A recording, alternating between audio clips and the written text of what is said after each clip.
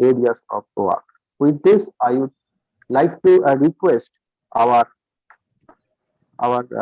chairman, Durgapur Local Center, uh, Mr. Sofiqul Islam,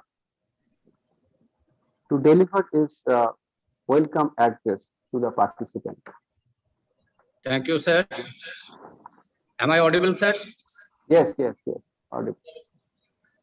Very good afternoon to you all. Respected President of IEI, Dr. H.O. Thakare, respected Chairman Kate, Dr. G. Ranganath, respected Chairman CHD, Dr. Silfa Tripathi, respected Joyas, Electrical Engineering Department, all the respected speakers, IEI, and all participants on today's seminar on development of lithium ion battery and sodium ion batteries for commercial applications. It's my immense pleasure to welcome you all on behalf of Durgapur Local Center.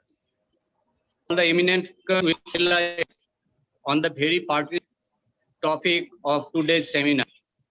Hope all of you will enjoy the program, but I want to give some glimpse on this.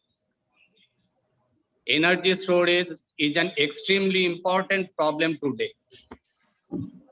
Among the most efficient batteries, lithium-ion occupy a special place. Lithium is the most active non-reducing agent. It has a huge energy storage resource. 1 kg of lithium is capable of storing 3,860 ampere hours. However, lithium-ion batteries have almost reached their limits and are characterized by high cost, which raises the question of the further development of such technologies based on the so-called post-lithium ion batteries. The types are post-lithium ion batteries, such as lithium oxygen batteries, sodium ion batteries, lithium sulfur batteries, and their comparison with non-lithium ion batteries. The foremost advantage of sodium ion batteries comes from the natural abundance and lower cost of sodium compared with lithium. The abundance of sodium to lithium in the earth crust is 23,600 ppm to 20 ppm, and to overall cost of extraction and purification of sodium is less than of lithium.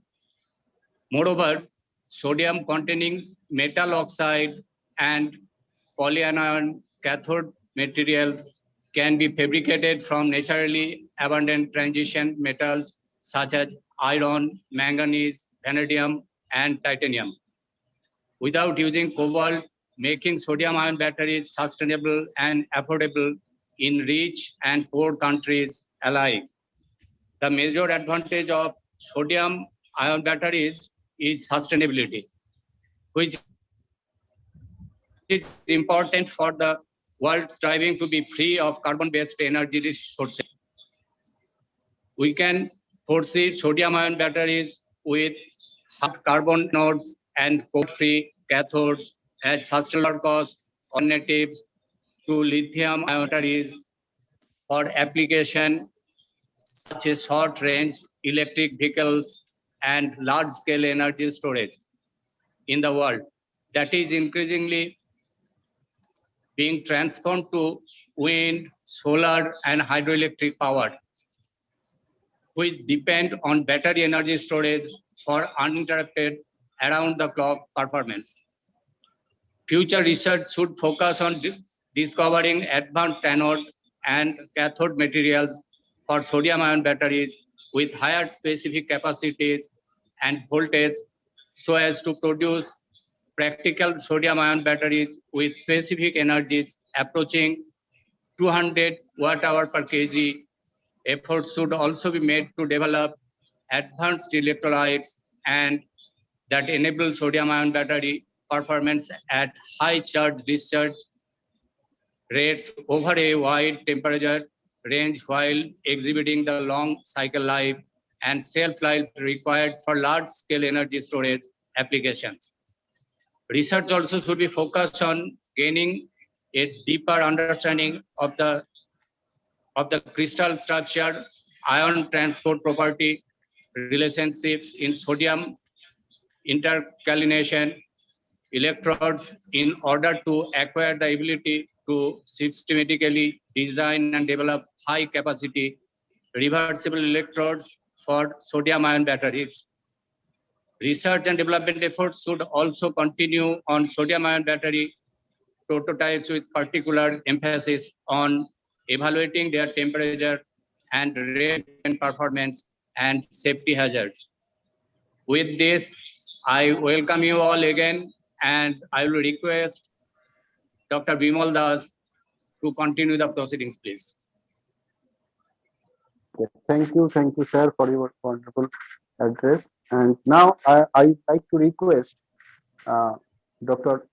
G. Ranganathan, Chairman, Committee for Advancement of Technology and Engineering, List of Engineers, India, for his address to the audience. Sir. Thank you, Bimal Das. Am I audible? Yes, sir. Oh, thank you, Bimal Das, who is doing a good job in the Master of Ceremony as a moderator in this wonderful program. Being an academician, you are doing a good job, Bimal Das. My heartfelt appreciation for you. The President of Institute of Engineers, Dr. H.O. Thackerayji, in absentia, good colleague of me in the council, a chairman of Chemical Division, Madam Shilpa Tripathi, one of my good colleague in the council, who is the chairman of Durgapur Local Center, good friend of me, Engineer Safiqul Islam ji, who has given a reminder me that I should attend today's program. Thank you for Safiqul Islam ji. And our guest of honor, HOD of Chemical Engineering Department from NIT Durgapur, Madam Jai Sikdar, and Honorary Secretary of Durgapur Local Center, Manas Majumdar ji. There are three panelists, two from academia, one from industry. Dr. Sudeep Sarkar, who is working in a Volo as an executive, very important for today's topic, is going to throw a light. Another two academicians, one working in Japan, Dr. Arnab Ghosh, and another professor from NIT Durgapur, Ananta Sarkar, and all the other committee members of Durgapur Local Center. Attendees are presentees of this today's wonderful program. Good evening to all of you. I am so happy to greet Safiqul Islam and their colleagues in the Durgapur Local Center. They have taken a very nice program as a webinar. In being as a webinar, they have taken a good panelist and chief guest, combination of academic side as well as industry, for the wonderful topic of development of lithium iron battery, as well sodium ion battery for commercial applications. Today, batteries consists no question of commercial application or ordinary applications. It is so much of demand is there for batteries. And as you see, the commercial side become, the Ola is the one which came immediately for the two-wheelers, for environmental production, for replacing fuel through the batteries. And again, it has spread it to two-wheeler to four-wheeler, four-wheeler to buses, it's all going on. But till today in the market, customer to be called as a client or otherwise a public or common man, they're not having full confidence in these batteries. Because parallelly, whatever the vehicles are selling by production units, what are the crazy people are having from two-wheeler to four-wheeler. But till there, some incidents keep on happening here and there. So that is creating some of the panic among the common man, how to go for battery vehicles. And coming to the higher vehicles, the same thing again, come to commercial applications. It is badly needed. the vehicle was running through battery, either solar battery or some other chargeable battery, whatever it is. But the thing is, how far it is going to have sustainability for longer run. Our not only our moderator, our chairman of Durgapur Local Center, good friend of me, Safiqul Islam, was given even the capacity of lithium ion batteries, sodium ion batteries, compared to State Nmr, both of these things, all these things they are giving. I'm so happy. Today, this especially panelist, Dr. Sudeep Sarkar, Dr. Arnab Ghosh, and Ananda Sarkar, they three are going to throw a good light for audience, which can be taken place in a better way, and which can go for the better market, where you can see as much as possible, as early as possible, all these oil operated vehicles has to be replaced with the battery operated vehicles to safeguard our globe from environmental disturbance or environmental pollutions. So regarding this, let me not talk more because speakers are going to speak. But today I attempted to speak a few things to our guest of honor, Madam Jai Sikdar, as well as Anand Sarkar, who is working in NIT Durgapur, along with Bimal Das, who is a moderator. NIT Durgapur is one of the good institutions in the country who are releasing good number of graduates from chemical domain, particularly. I want to bring to your notice and appeal to you, all of you,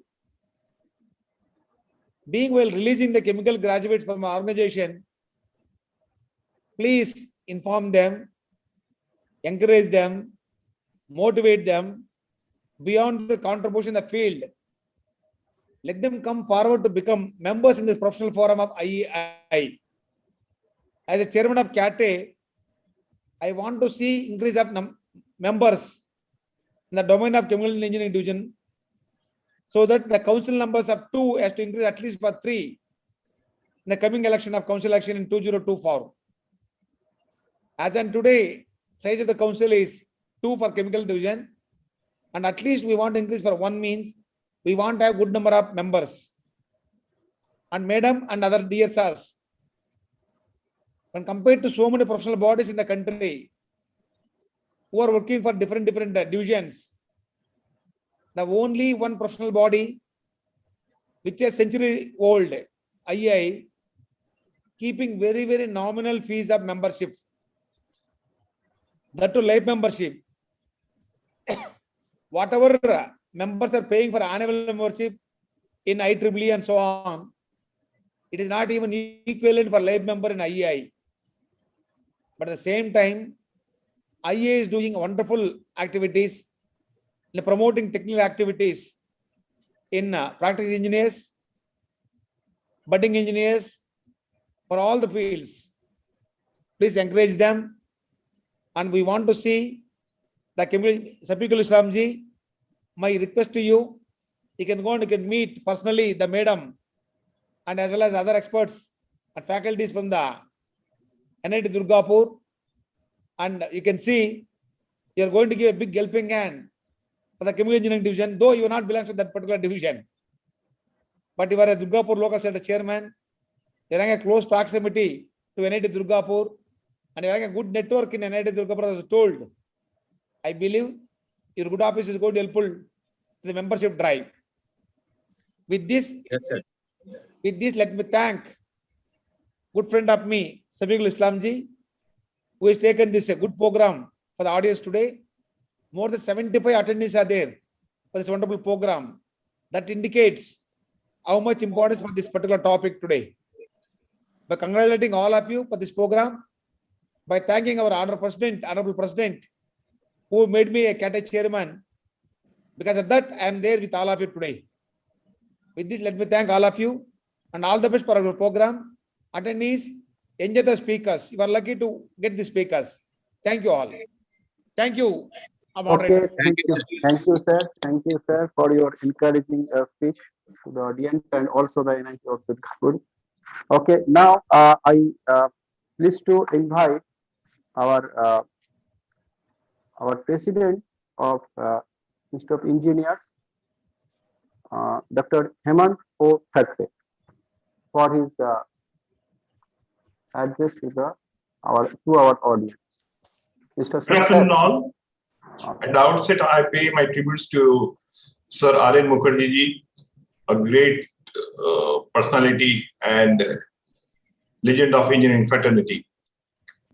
Chief guest of today's function, Professor Anupam Basu, Director, NIT Kharagpur. Guest of honor, Dr. Jaya Sikdar, Associate Professor and Head, Department of Chemical Engineering, NIT Durgapur. Panelist of the session, Dr. Sudeep Sarkar, Manager, Ola Electric Technologies Private Limited, Bangalore. Dr. Arnab Ghosh, Specially Appointed Assistant Professor at Yokohama National University, Japan. Dr. Ananta Sarkar, Assistant Professor, Department of Chemical Engineering, NIT Durgapur. My council colleagues, Dr. G. Ranganath, Chairman CATE. Mr. Safiqul Islam, Chairman, Durgapur Local Center.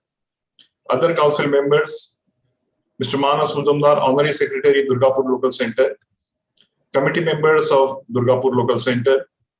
Fellow engineers, dear attendees, staff of IEI, and nothing less than the moderator of the webinar, Dr. Bimal Das, Assistant Professor, Department of Chemical Engineering, NIT Durgapur. I consider it as a great opportunity for all of us to be a part of this technical webinar on the vibrant topic, development of lithium-ion battery and/or sodium-ion batteries for commercial applications, being organized today by Durgapur Local Center of the institution. The Institution of Engineers India always puts sincere efforts to keep its members informed and abreast about the latest engineering and technological developments occurring in national and international arena through organizing technical events on regular basis involving eminent professionals and practitioners. Over its last 100 years of existence, the institution has provided valuable suggestions and policy inputs to the policymakers contributing to the national growth.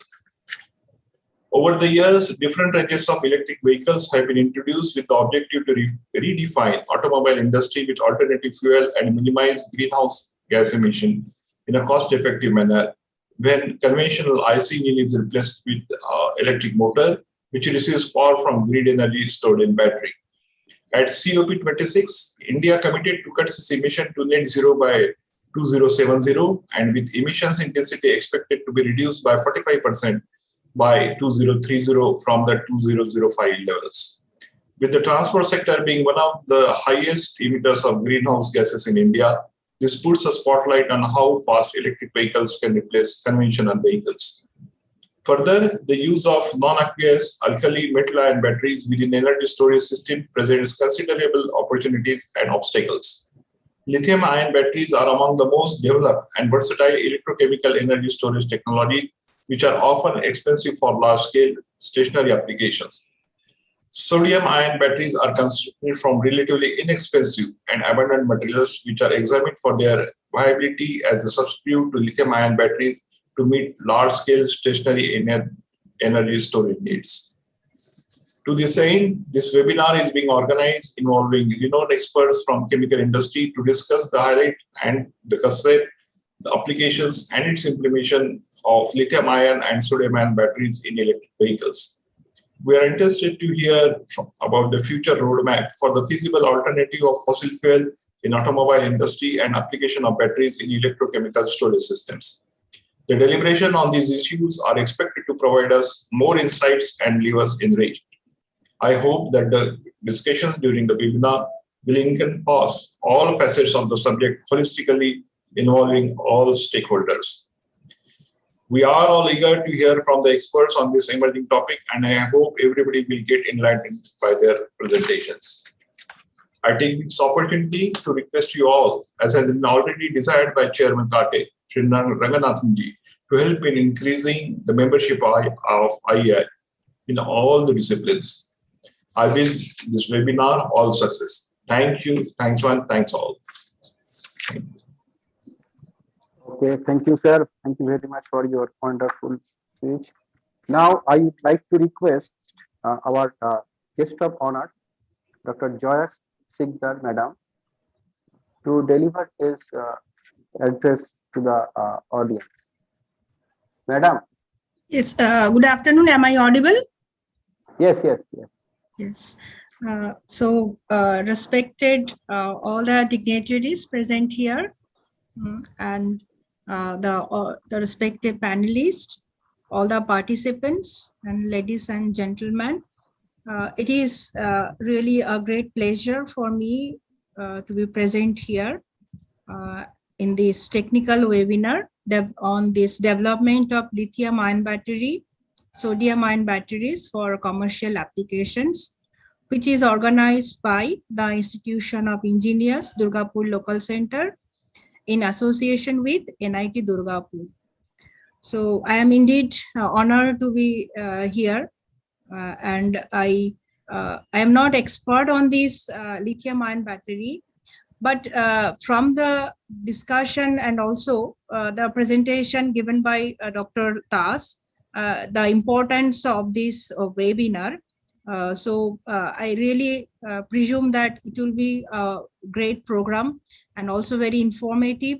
And in the present context, it is a very emerging technology that we should focus on. So I wish a great success for this webinar. And also this special thanks to this person, just a minute, what was his name? Dr.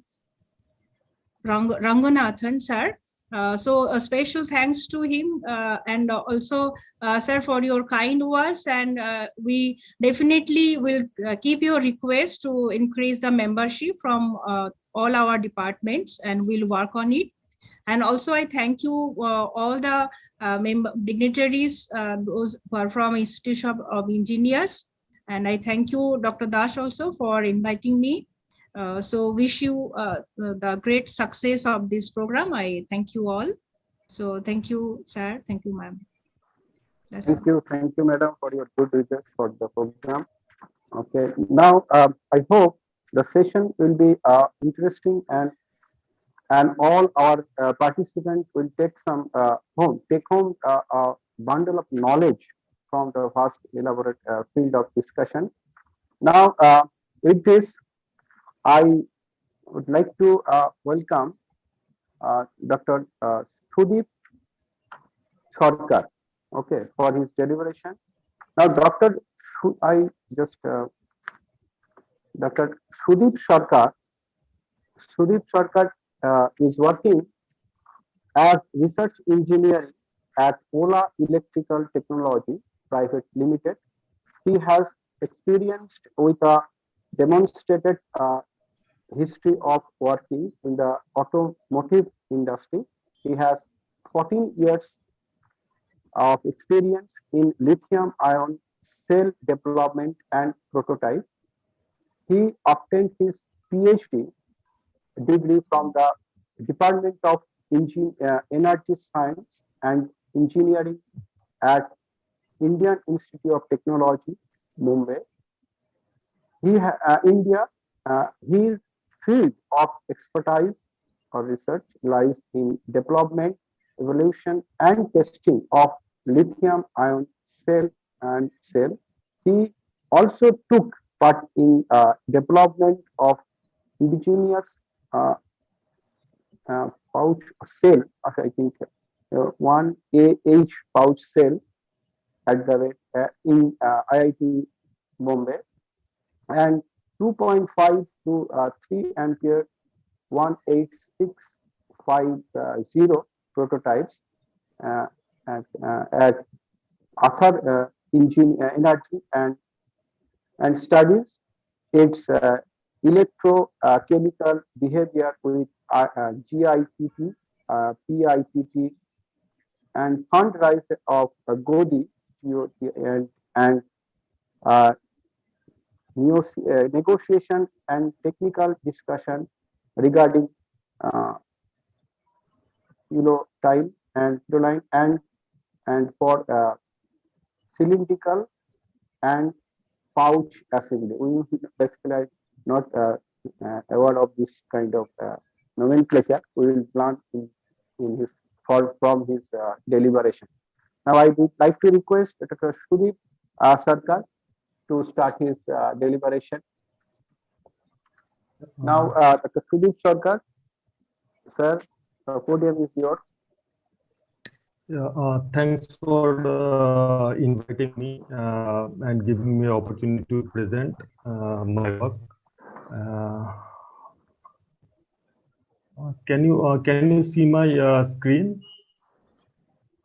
Yes, yes. Yeah. So I want to thanks to IEI for inviting me, and the good afternoon to all the dignitaries and the guests in this webinar. Development of lithium-ion battery and sodium-ion battery for commercial application, which we are going to talk. But more specifically, I'll be talking on lithium-ion production, prototyping, and beyond. Beyond means from prototyping, how we can build a megawatt or gigawatt hour of plant for the cell production. So this presentation is divided into four section: introduction, why we should build in India, prototype, and gigawatt hour of factory. So as you may be aware of lithium-ion batteries, where lithium stays in a host matrix, like you stay in a home. So lithium stays in a host matrix, and when it moves towards a guest matrix, is known as a charging phenomena. So like lithium moves towards a guest matrix. In a conventional lithium-ion battery, the metal oxide, lithium metal oxides are the cathode material, graphite or silicon graphite or silicon oxide, and different material have been used for the guest matrix, which is the anode here.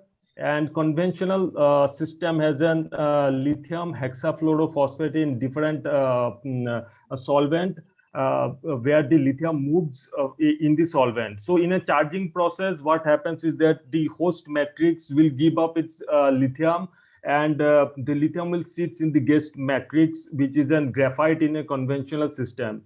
So the reverse thing will happen during the discharge process, and the lithium will move out of the guest matrix and sits over the host matrix. So the charge discharge phenomena in a conventional lithium-ion battery or even a sodium-ion battery works in a similar fashion.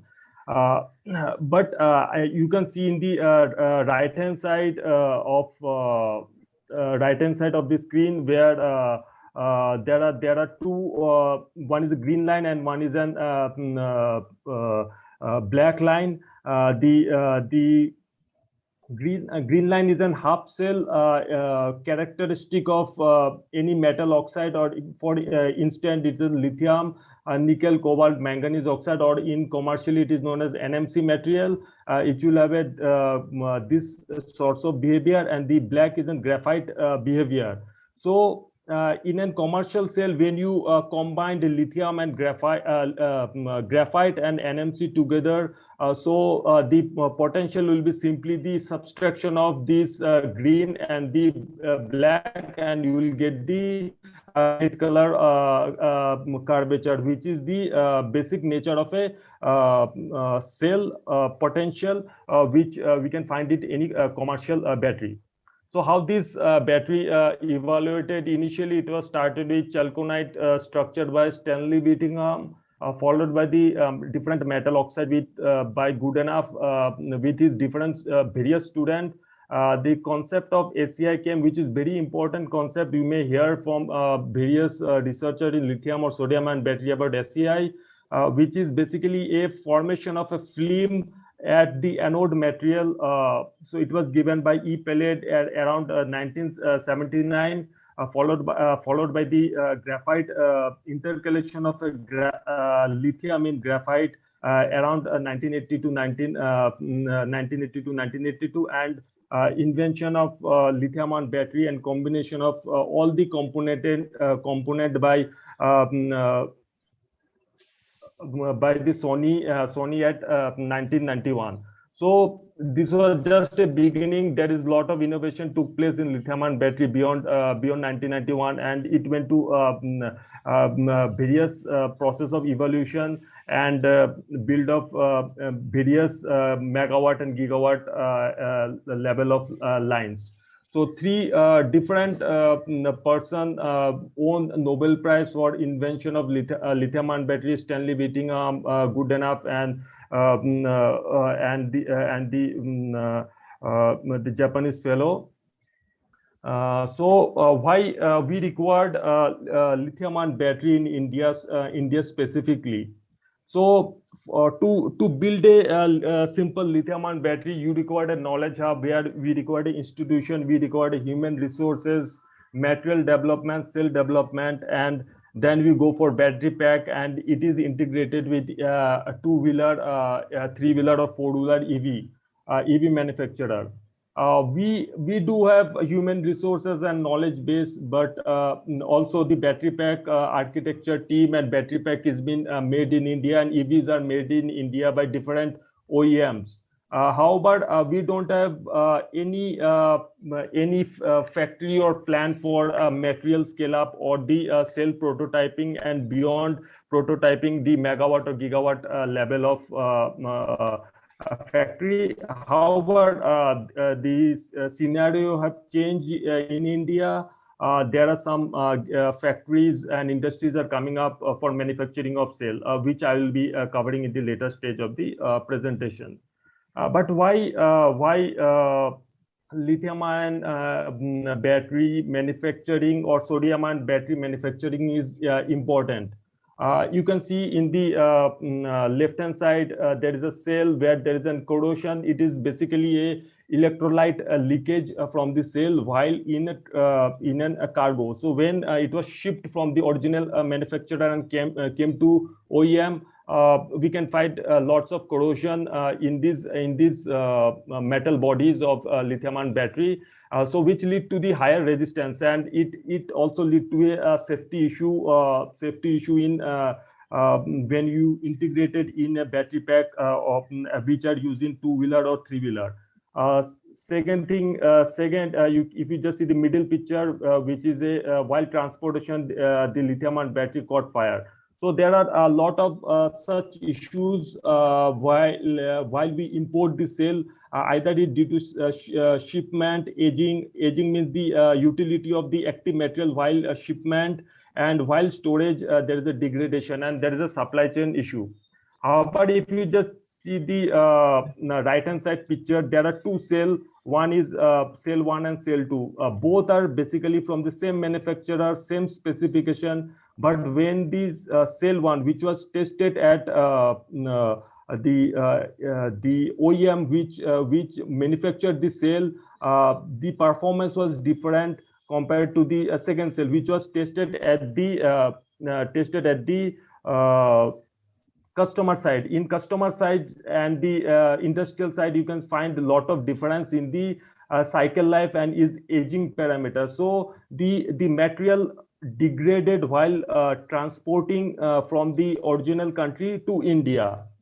So these things have to be addressed. Moreover, what's lack in mass adaptation of different two-wheeler or four-wheeler in India is because of the fast charging. So while using ICE, we go to a petrol pump and we can fill our tank within 5 to 10 minutes, but it's not in the case of electric vehicle.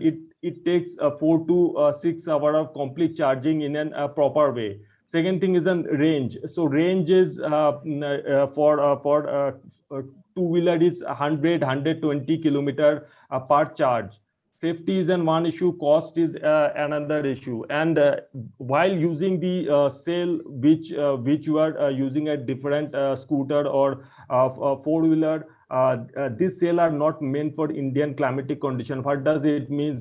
Because all the cell manufacturers are at a low temperature zone, not for the high temperature zone like in India. Secondly, the performance also degrades with the lifetime because of the high temperature in India, and also a wide range of temperature. Not only high temperature, there are places like Ladakh and Jammu and Kashmir where the temperature go sub-zeros. So in that case, the performance decreases, and also the energy density of present state of art is low, which can be improved beyond that limit. So there are different works are going on for changing the liquid-based system to the all solid-based system, where you can improve the energy density. However, while we are solving, there are many instances which happened recent time in India. There are in India and abroad, which lead to hesitation for customer to adopt EVs in India. But we are solving the problem, and we are trying to address the issue of safety, range, and fast charging for EV in India. So I will give a brief of why prototyping of cell is so much important. Some nomenclature of lithium-ion battery, why this type are used for lithium-ion battery. I'll be addressing it. So in a lithium-ion battery, while designing a cell, you had an active material, you have an inactive material, and you have a form factor. Form factors are this cell, which are 21700, 18650s, pouch cell, prismatic cell. The pouch cell is the cell which are using at mobile phone, and for the most of the EVs, people are using prismatic or the cylindrical cell. I'll be discussing more in detail. So active material are cathode and anode material. Inactives are while putting cathode material, you required binder to make a addition between your cathode material. So you require binder and conducting carbon, where the conducting carbon is put in the current collector, and to make a separation between cathode and anode, you require a separator. And you also has an electrolyte component. But to decide the best cathode or anode material, there are various parameters. Some of them are highlighted. For example, you require at least 350 plus process parameter to design a cell, only in terms of a prototype. For now, I'm just highlighting few of the cases where there are different varieties of NMC, where NMC lithium, manganese, cobalt oxide can be in different form in the ratio of molar ratio of 1:1 or 5:3:2 or 6:2 or 8:1:1. So while designing a cell, you have to identify the tap density of a material density, its capacity, how much capacity it can hold for 1 gram of a NMC material, plus its potential. Higher the potential, you gain more the energy, and further is the cost. While you can see in the chart, LFP has a less tap density and low material density. However, there are various customers use LFP because of its super safety records, where lithium iron phosphate, where the PO bond is very strong and it don't catches fire compared to any other NMC grade of material. So also I have highlighted other anode material like the graphite material, which can be an artificial graphite, natural graphite. It can be a blend of silicon and graphite and silicon. So as I was talking about form factor, while introduction, it was named as while introducing me, it was read out as an 18650. So this is what does 18650 cylindrical cell means? Is the 18 mm is the dia and 65 mm is the height of the cell. So this is known as 18650 cell. So same is for 21700, which is a little higher, bigger form factor, where 21 is the dia and 70 is the width height of the cell. So from 18650 to 21700, you increase. If the capacity is X, you increase 1.4x of the capacity of 18650 in 21700. Similarly, new design have came up with a better understanding, like 4680, where from 18650, which is 3.5 H of capacity, you can jump it to 26 H, which have been a Tesla's innovation. Pouch cell is an flat geometry where simple stack by stack the cathode and anode are assembled and followed by prismatic type of cell. So there are different design, there are different standard used for cathode and anode assembly, but one standard is followed, like the anode have to be at least 0.1 mm larger than the cathode for a safety purpose. So this was these are for the pouch cell assembly. Pouch cell assembly are done in this fashion. This is a cylindrical cell assembly. So the height or the width of this foil, suppose this is cathode and this is the anode.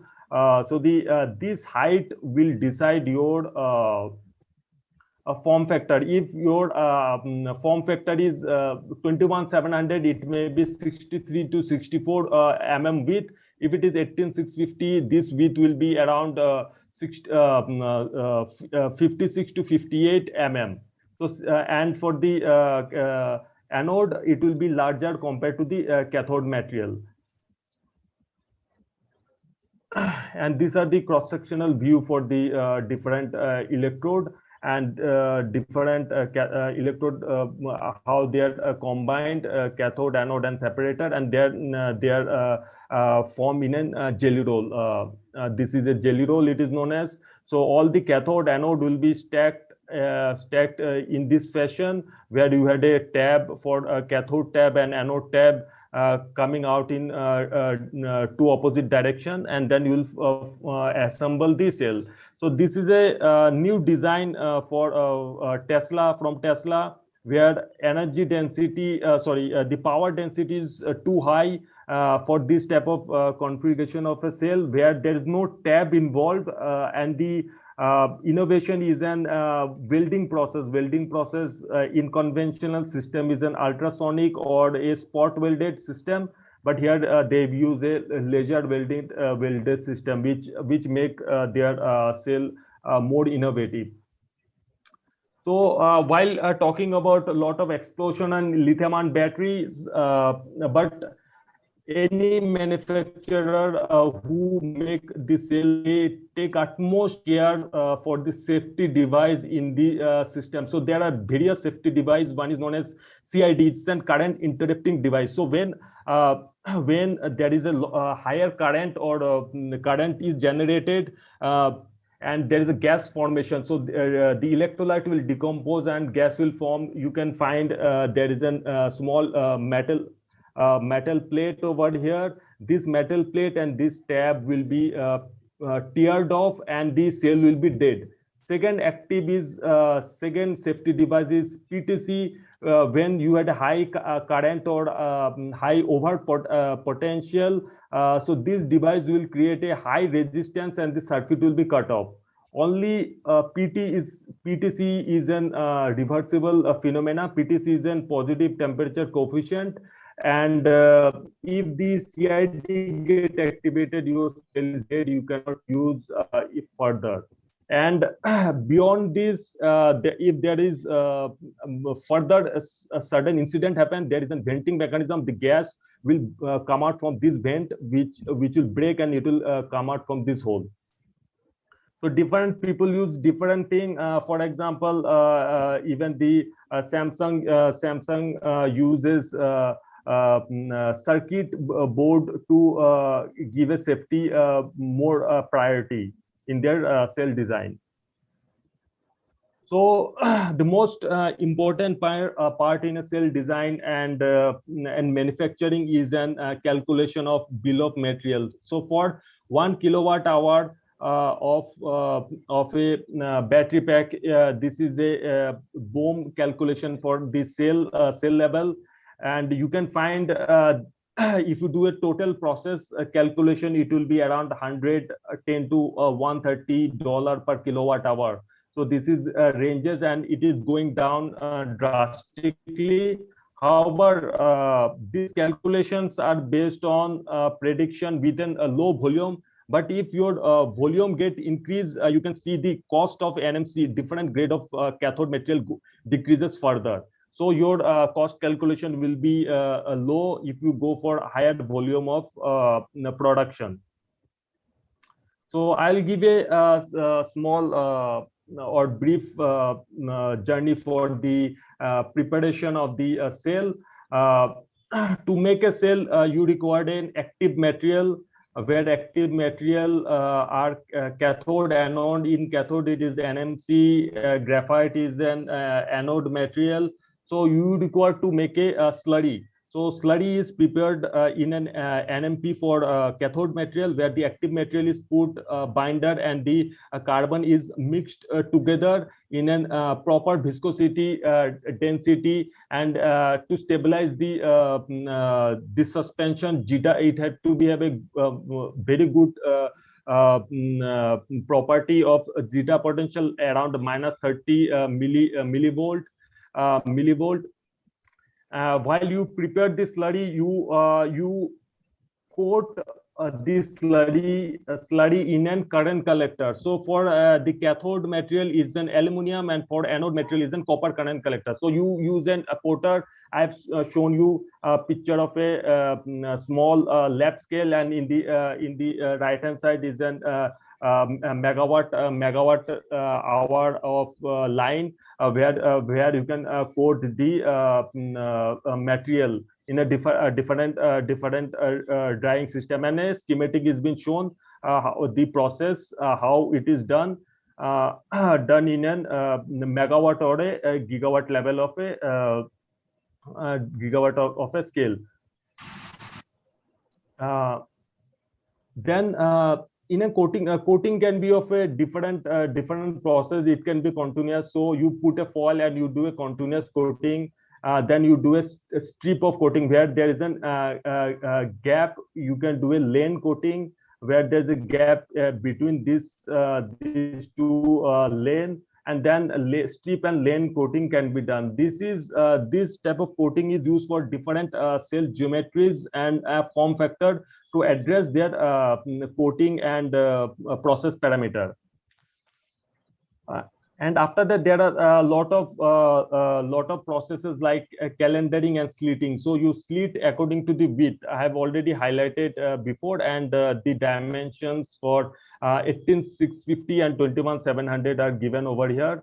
So so after slitting in the width, you do an assembly in this type of winding and welding. So after winding and welding, you get a jelly roll in this form, and these have to be welded in different form factor. So I'm not showing in details of the process, but after all the process, you end up with a cell while you fill up the electrolyte. But this cell is a dead cell. What does dead cell means? After assembling your jelly roll and putting electrolyte, your voltage will be around 0.1 to 0.3 volt. So you require to charge or make the cell active. So that process is known as a formation cycle. What does formation cycle means? Formation cycle is nothing but do a very slow charge and discharge of the cell such that you had a good layer formation, which is known as solid electrolyte interface in the anode material. So while you form a very good solid electrolyte interface, then you get an good active cell which you use in your laptops or mobile phones.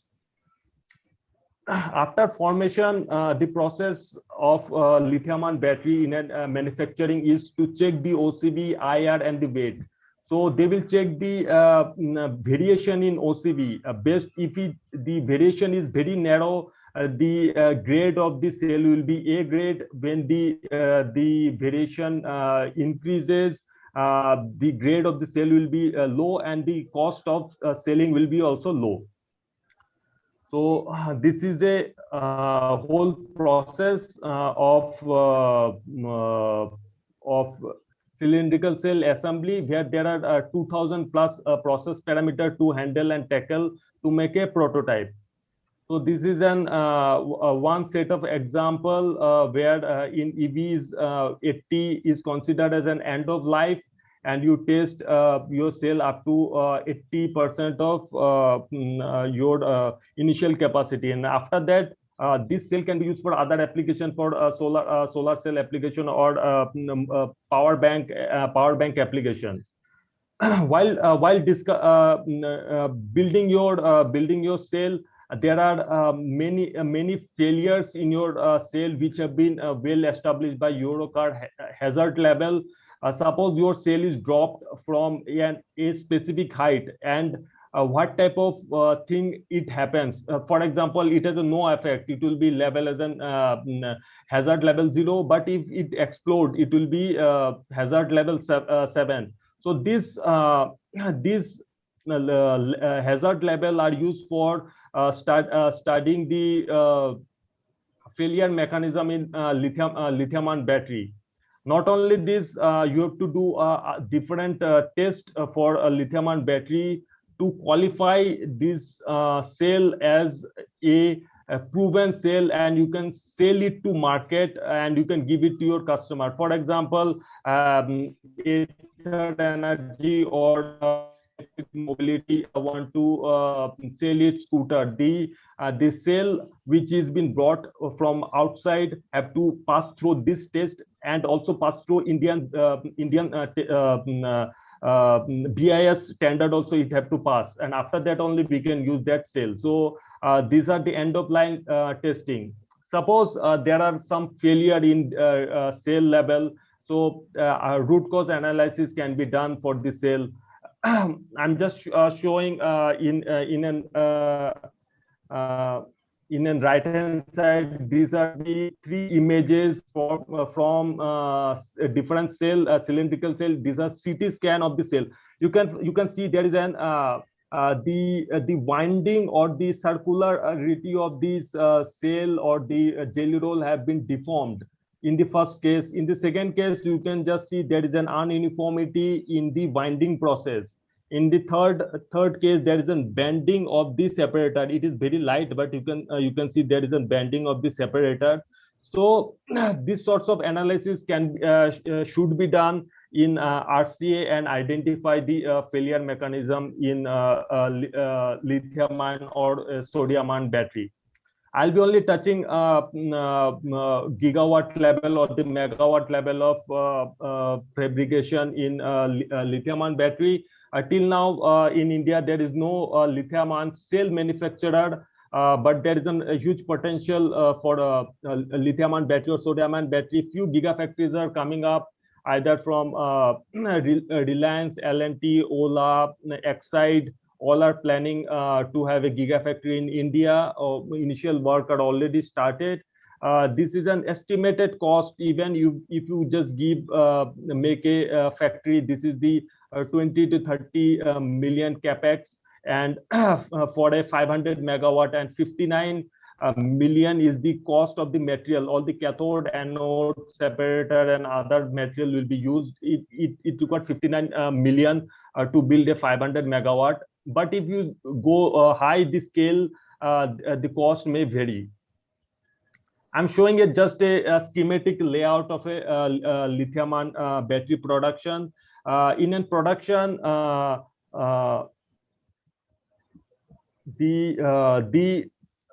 in a slurry mixing, the input of the slurry is in the first floor, and the slurry is made in the ground floor, followed by the coating process, calendering, slitting, baking, winding, and welding, and other assembly process.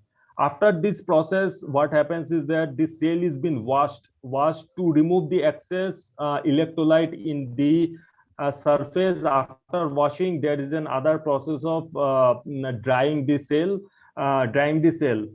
This process is been done in 10 RH. So RH or the humidity level is very important in lithium or any insertion battery. Sodium ion battery also is important. So this blue line, blue boxes suggest that it should be 10 RH for this process, and after this slitting process, all the process should be in 1 RH.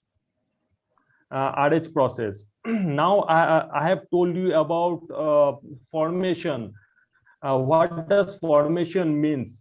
Because formation is a very slow process. Every industry has a its own proprietary technology, and they will not disclose the time. Suppose you make a cell, do a formation for a 3-day formation. So you required a 3 times higher floor height, because your cycler or the charge discharge unit will be kept for the 3 different days. So formation cycle decide the height in a factory for a megawatt or a gigawatt level of factory. So I want to conclude in a cell manufacturing, what has been done. We have to design the cell, either is a theoretical design or practically you do it. Then you verify the cell design through practically you build the cell in a prototyping lab.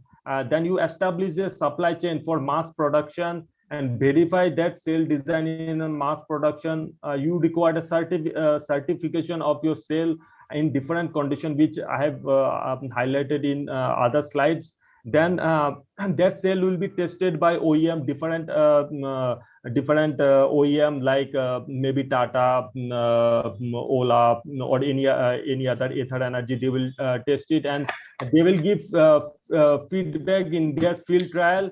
And if it is qualified, that mass production cell will go inside the vehicle. That's it from my presentation, and I want to thank once again IEI for giving me an opportunity to present in front of the audience. Thanks.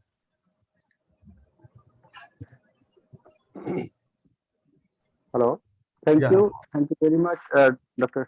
Sudhir Sarkar, for the wonderful session. We can see that the session has elaborated on the design of cell design and also the different kinds of cathode and anode used and their design parameters, and how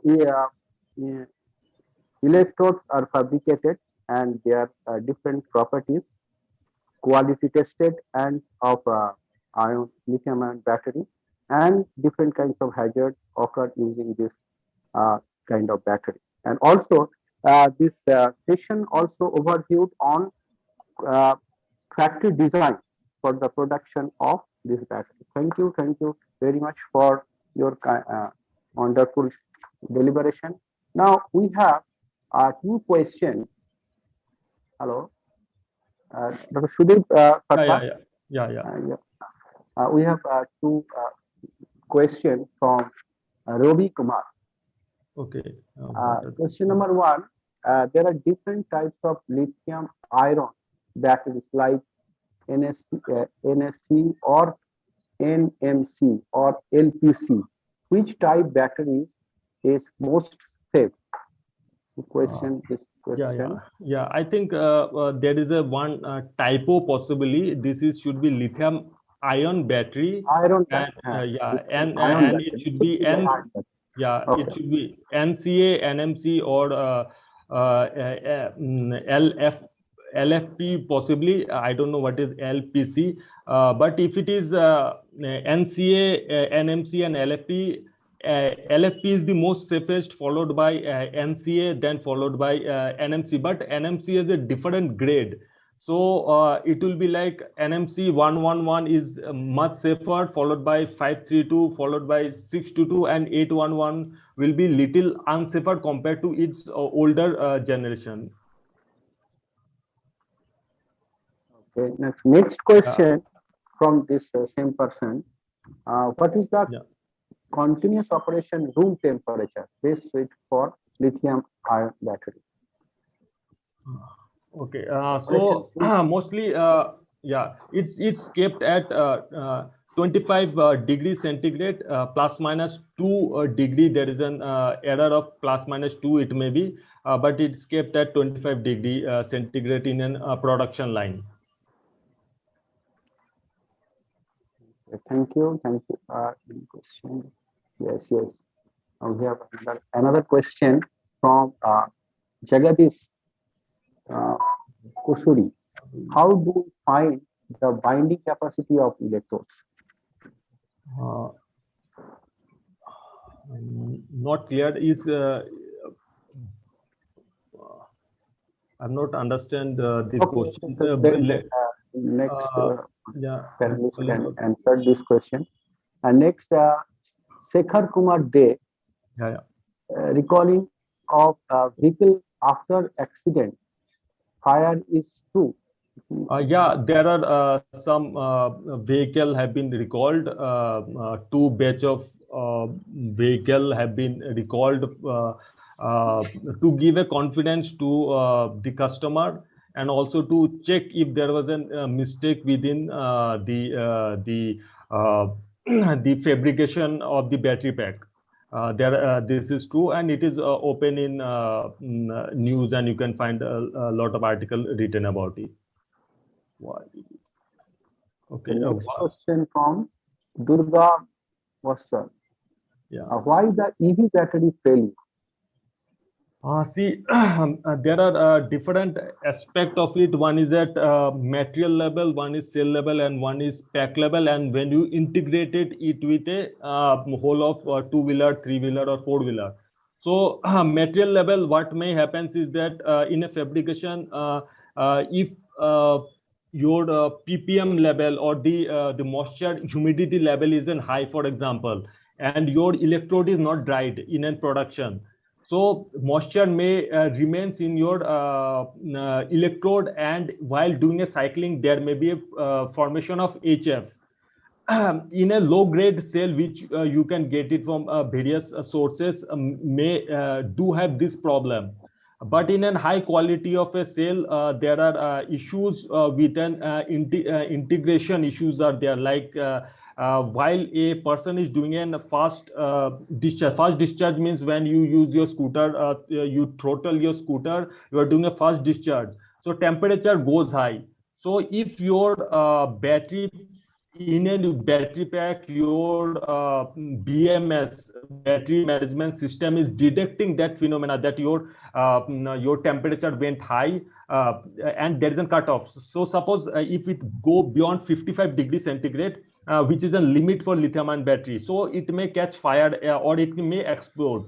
So BMS have to be a proper software and cloud-based system should get the information and detect, and algorithm should stop the use of the scooter at that moment.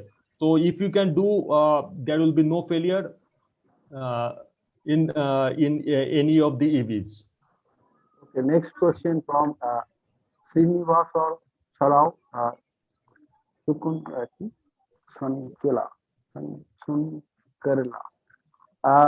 Can we recycle the material? Yeah, there are a lot of recycling, not only abroad, but also in India coming up. You can get the same quality of material after recycling. So what you do is that you bring the, after the cell is dead, after you use cell is dead, you you crush this cell. After crushing the cell, you do a acid leaching, and you remove all the material and separate it, and you get the same grade of active material, cathode, anode, binder, everything you get it. Okay. Next question from Ahmed Ali. Charger for lithium-ion battery, especially, is there? There is no limitation? I got the question, but there is no standardization. Standardization possibly will come maybe this year or next year. There are different type of charging voltage are being used for different chargers. So every OEM putting their own specification of the charger. So there is no such. Lots of questions are there. Okay. Very interesting topic is it is. So there are a lot of questions. Next question from Shekhar Kumar De. What was the exact problem? I'm not getting the problem. Yeah. I think he is asking of Ola Electric what had happened. I think this report is already made public by DRDO. DRDO already submitted all the EVs which got exploded. So what happened is that when it got exploded, not only from our side, but for many other electric vehicle. So Government of India form a committee headed by DRDO, and they already submit this report. Few things which is in public domain suggest of sale, some suggest of BMS. Exact report is not with me, so I cannot comment exactly what went wrong. Next question from another attendee. Why the battery of a vehicle explode and how to prevent it? And what is the manufacturer role of this? Yeah. I have already told you about a few things like the HF formation. So while assembling a battery, for example, you use a tabs. I have shown you in a picture where there are aluminum and nickel tabs come inside this cell. So that tab are chosen based on the current rating. So suppose that highest current a cell can give a 20 amps of current, for example, and suppose I'm charging or discharging at 21 amps. So what may happen is that your tab may get burned. While in a scooter, your tab one, suppose for example, one tab got burned in a scooter, so it will cut off, and there will be imbalance in the battery pack. So this may be another reason. There are maybe many reasons in manufacturing process where it have to be tackled. One strict example is that your binding quality should be very good in a cathode and anode. The active material, inactive material should not peels off while doing charge discharge. If it peels off, what happens in a cathode material is that cathode travels to the anode side and sits over there. So there is a deposition of a metal. For example, in NMC, manganese and nickel can sit in the cathode material. So it also creates a problem. Your moisture content should be checked in an electrode through a Carl Fisher technique, and it should be below 50 ppm in an whole electrode. So it should not go beyond that. If it go beyond that, HF formation will be there, leaching, and a lot of gas formation leads to that sorts of phenomena. The next question, it is very much related to our previous question. From Nitin Rejit, can a battery management system improve the safety of lithium batteries? Yeah, definitely. Because it will allow you to cut the temperature. If there's a OEM provide 55 is in highest temperature, my battery pack can go, the BMS will cut off. If there is a potential is been defined, higher potential, if it go beyond due to some reason, it can cut off. So BMS, good BMS will always help in making your system safer. One of the good example is an Aether Energy's BMS system, where is an proven technology for last 6-7 years. There is no such incident happened. One incident happened because of the customer fault, but there is no such incident happened. Okay, there is an interesting question from Cylinder KP. How do we dispose of used lithium-ion battery? This is one question from audience basically. Yeah, We yeah. are the So, non. yeah. Yeah, so I have understand. So it is not disposed, but it is been recycled because in India it is a very new field.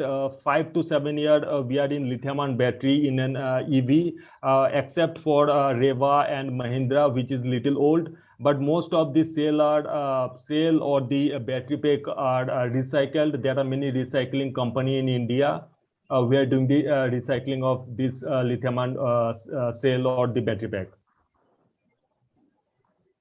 Uh, Another question. Lots of questions are there left. What is the present status of such testing of safety clearance? Sir, It's sir, from one interruption from our Okay. headquarter. Sir, Yeah. kindly complete the total session and then take the questions, sir. Otherwise, all the panelists are on the queue. Sir, kindly complete our session first. We can take the questions at the end of the session, sir. Please. Right. Okay. Yes, sir. Yes, Dr. Das. Yes. Okay. Please Lots of complete the questions are session, there. then after question hour, please. Okay. So now I am very much pleased to invite Dr. Ananta Sarkar for his deliberation. Dr. Ananta Sarkar is working as a DST inspired faculty at NIT Durgapur in the Department of Chemical Engineering. He has given 10 years, having a 10 years and academic experience in material synthesis, characterization, cell manufacturing, electrolyte synthesis for energy storage, sodium and lithium-ion batteries. He received his master's degree in chemical engineering department from Jadavpur University.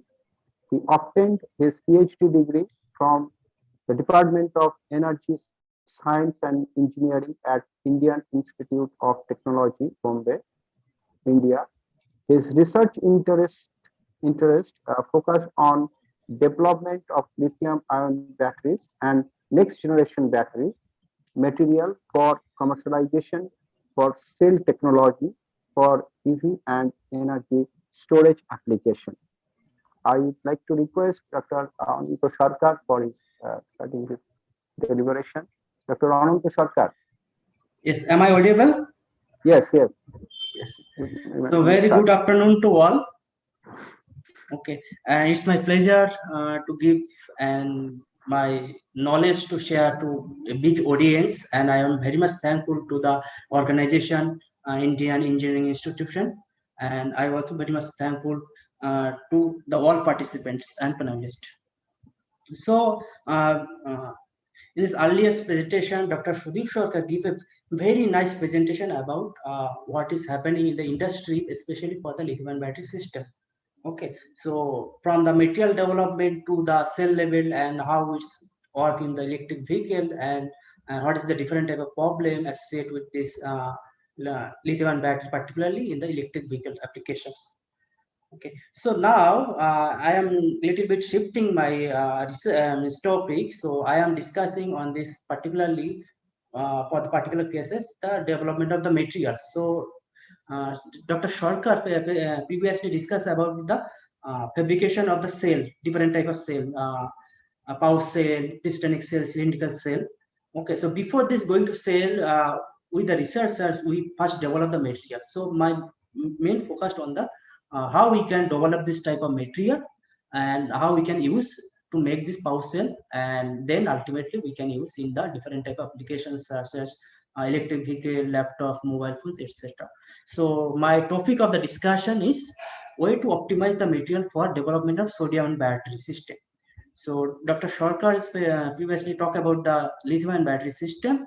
Now we will mainly focused on the development of sodium battery. So first question, why the system? So are already discussed by our different dignitaries, discuss why the sodium battery was important. So I'll go very briefly about that. So that's we know that we are mostly focusing on these renewable energy sources, and this renewable energy sources some different type of storage system because to use it is not continuous process, this solar or the wind energy. So we need some energy storage system, and that's energy storage system. Mainly we can focus on the lithium battery system, lead acid battery system, or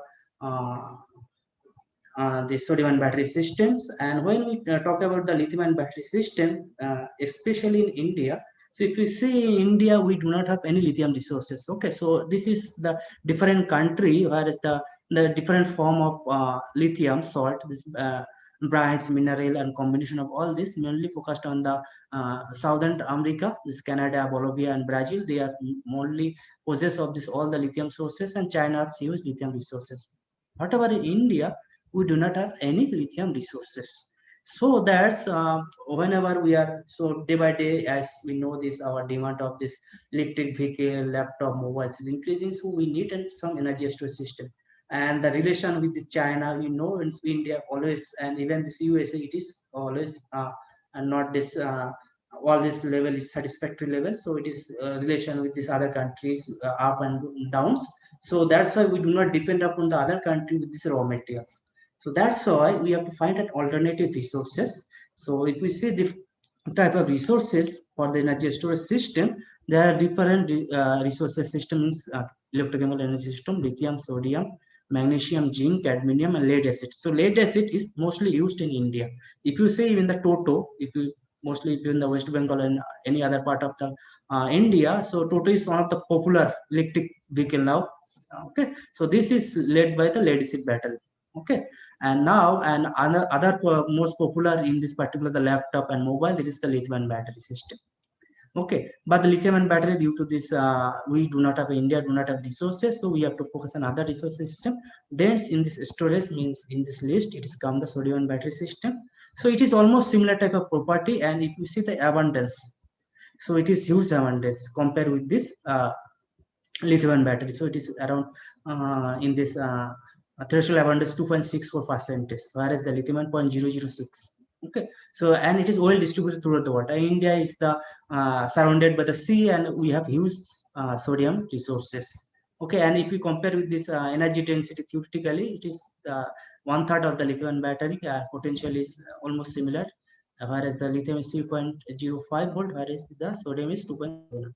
And what is the most popular in our country? It is the lead acid battery, but its energy density is very much lower. It is around 259, and it is very much higher. It's the atomic weight, if you see, it is 207. Okay, whereas this lithium and sodium is very much. So that is the heavy hectic lithium. Still, we are using this lead acid battery because it is easily available and it is safest. So if we compare with this lithium battery, just before we discussion, we see that the lithium battery, it is not that much safe till now. So a lot of research going on to how to make them most safest. So lead acid battery, it is the safest. So that's why it is this market of the lead acid battery is still very good in India particularly.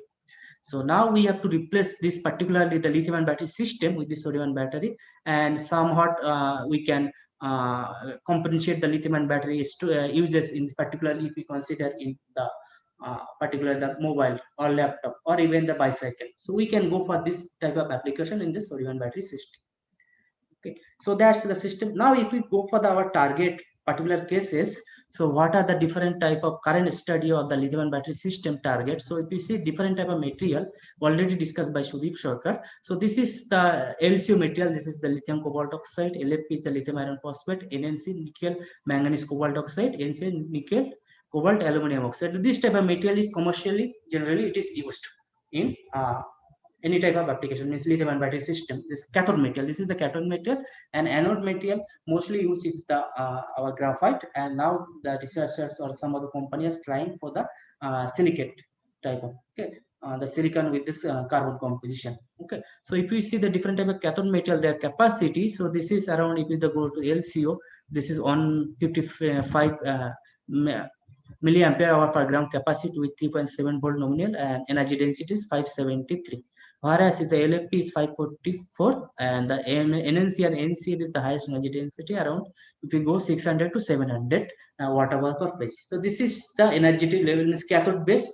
This is the target if you consider when you are trying to develop any new system. So this is our target. Now it is this most commercial lithium battery system. So this type of target which should be targeted for our future research. So now, if we see the cell level, particular cases, so different type of cell available in this market, and this is with the less acid, the energy density because 3 to 40, nickel cadmium 40 to 60, nickel metal hydride 30 to 80, sodium sulfur it is around 110, it is the Zebra sodium nickel chlorine battery this is, and this LCO and NMC type of battery generally it is nowadays it is at 220 to 250 watt hour. Okay, so if anyhow our cell level battery capacity for the sodium battery, if we achieve around 200 or maybe the 150 watt hour per kg, so this is enough to replace the lead acid battery, and we can also alternatively use this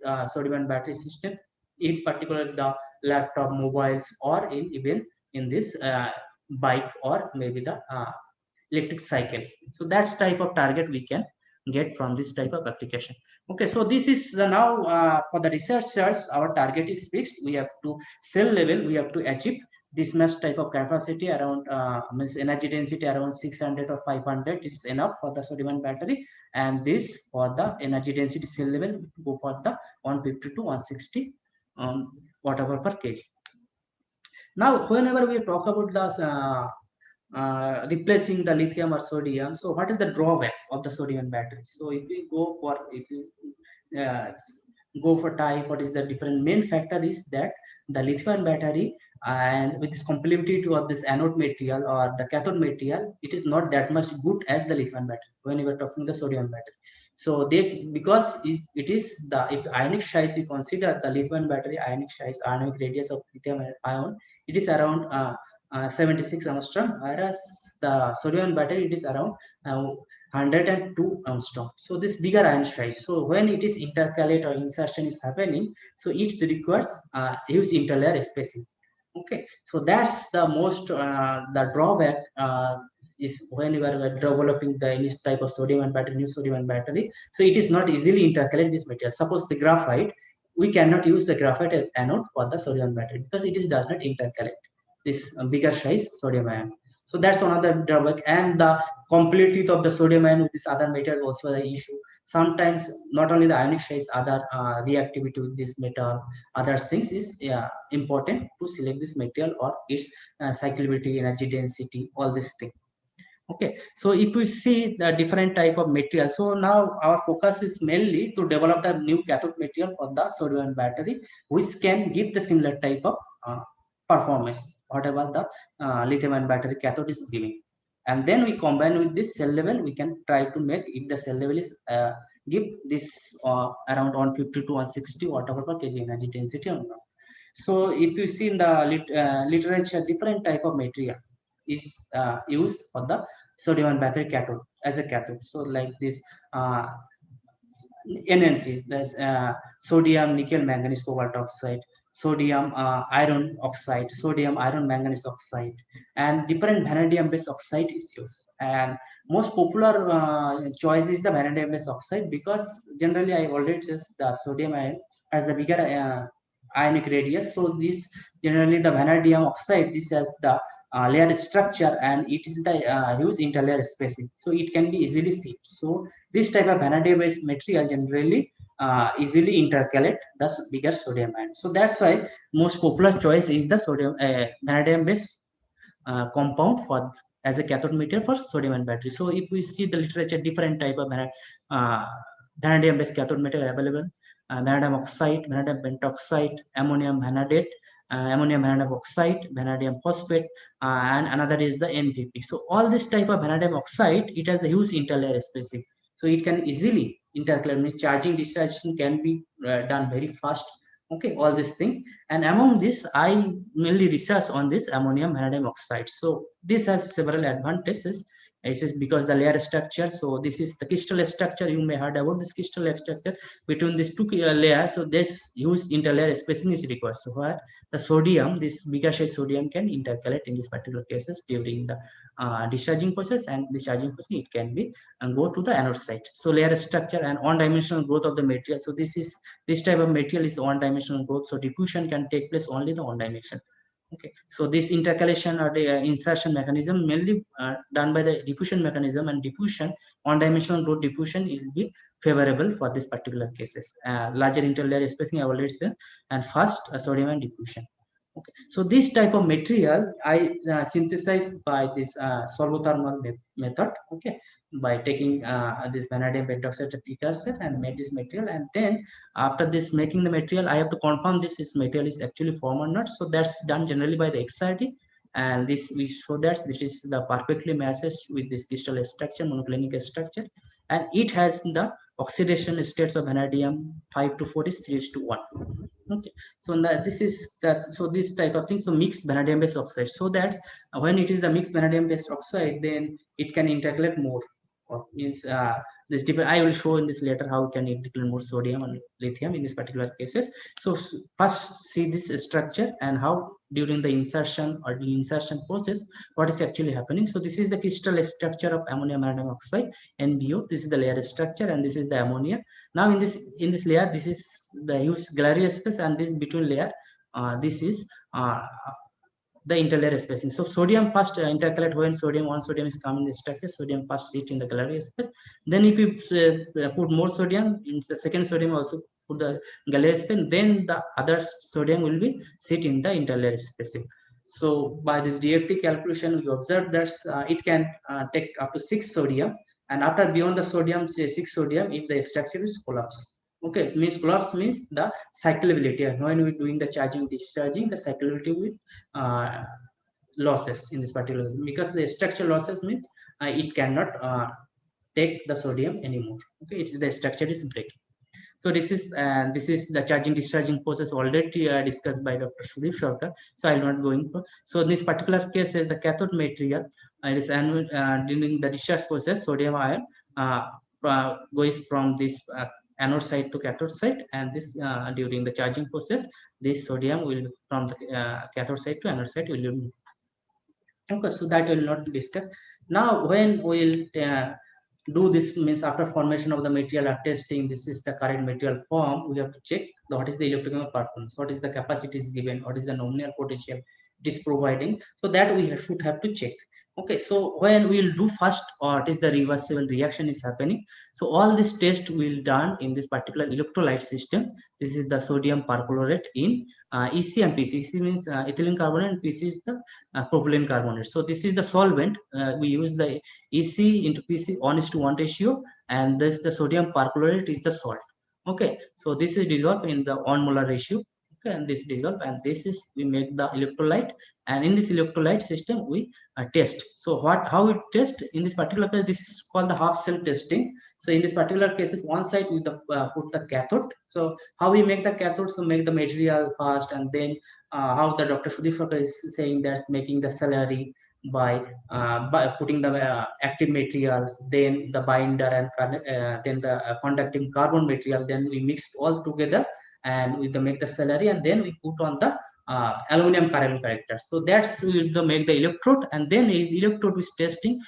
One side is the cathode, this is the electrode mate is the one side cathode, another side will be our anode, and here we are testing against sodium. The sodium metal is tested to other side, and we tested with this electrolytes. And when we test, if we see the first, we generally do the cyclic voltammetry, and this, if you see the different type of peak, this peak is denoted this where actually the oxidation and reduction type of reaction happening.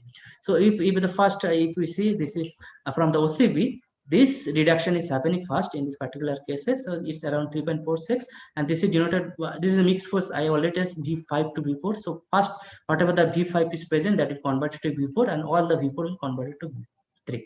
And during the charging process, the reverse is happening, V3 to V4 and V4 to V5.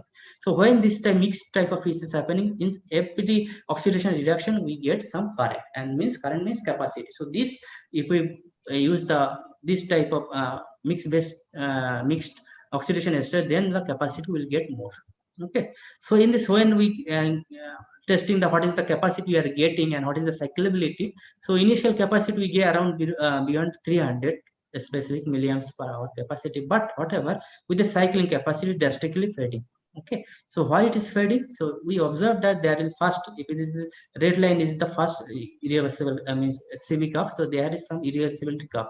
After that, so there is no peak is there. So this irreversible reaction actually the evolution of ammonia from the structure, and this structure is broken. So as the structure broken, the capacity is drastically fading. Okay, so this is why we observe that this, although this initial capacity it is around 300, above 300 milliamps hour capacity, but after even the 50 cycle we get around 170, means almost 50% capacity losses. So that's the need to overcome. So what we did initially, by the cutting the upper potential. So initially it is done from 1 volts to 4.2 volt. Now we did the cyclic voltammetry around 1.5 to 3.5 or 3.4 volts. So that's the upper reduction what is happening. We are overcome. So means the irreversible reaction we do not allow for this particular reaction. Now what happened? We observe that in this particular cases, stability is observed. Means capacity is on 50, but we loses the capacity. Whereas in earlier cases we getting around on 300 specific capacity, whereas we are getting 350. But in this process we get the stability. Stability is the another major factor. So we, in this particular cases, what we want, the higher energy density, means energy density by means of the specific capacity and nominal potential, and then the stability, safety, all this thing. So earlier cases we get the higher energy density, but the stability is not there. In this case we are getting stability but not the higher energy density. So in these cases, the summary, if we go to summary, so we successfully synthesize the character this particular material, get the iron, but we lost the capacity due to the stabilization of this particular cases with very high rate. Okay, very high rate charging and discharging this, we get this.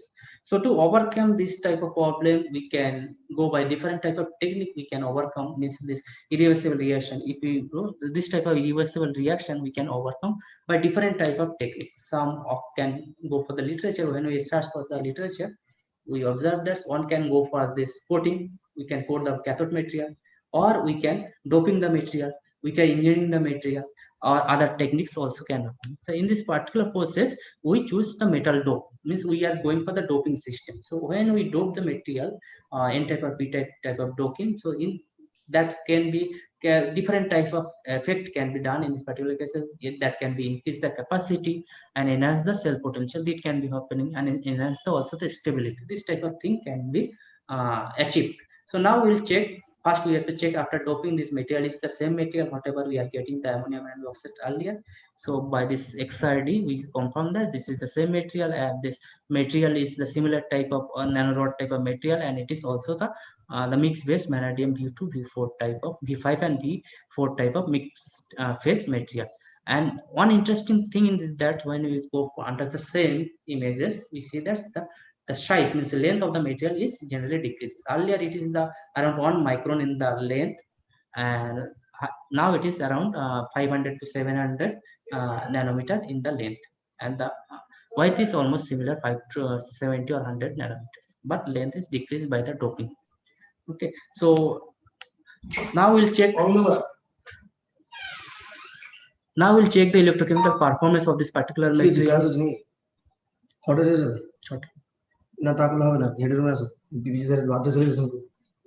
Electrochemical performance of this electrochemical performance of this particular case, this dope material, zirconium dope. If we see this particular, this line is for the undoped material, and this yellow line is for the dope material. So this undoped material, here it is, if you see the electrochemical potential is increasing drastically, and this also the capacity, the nominal potential increase slightly, and the capacity is also increased drastically.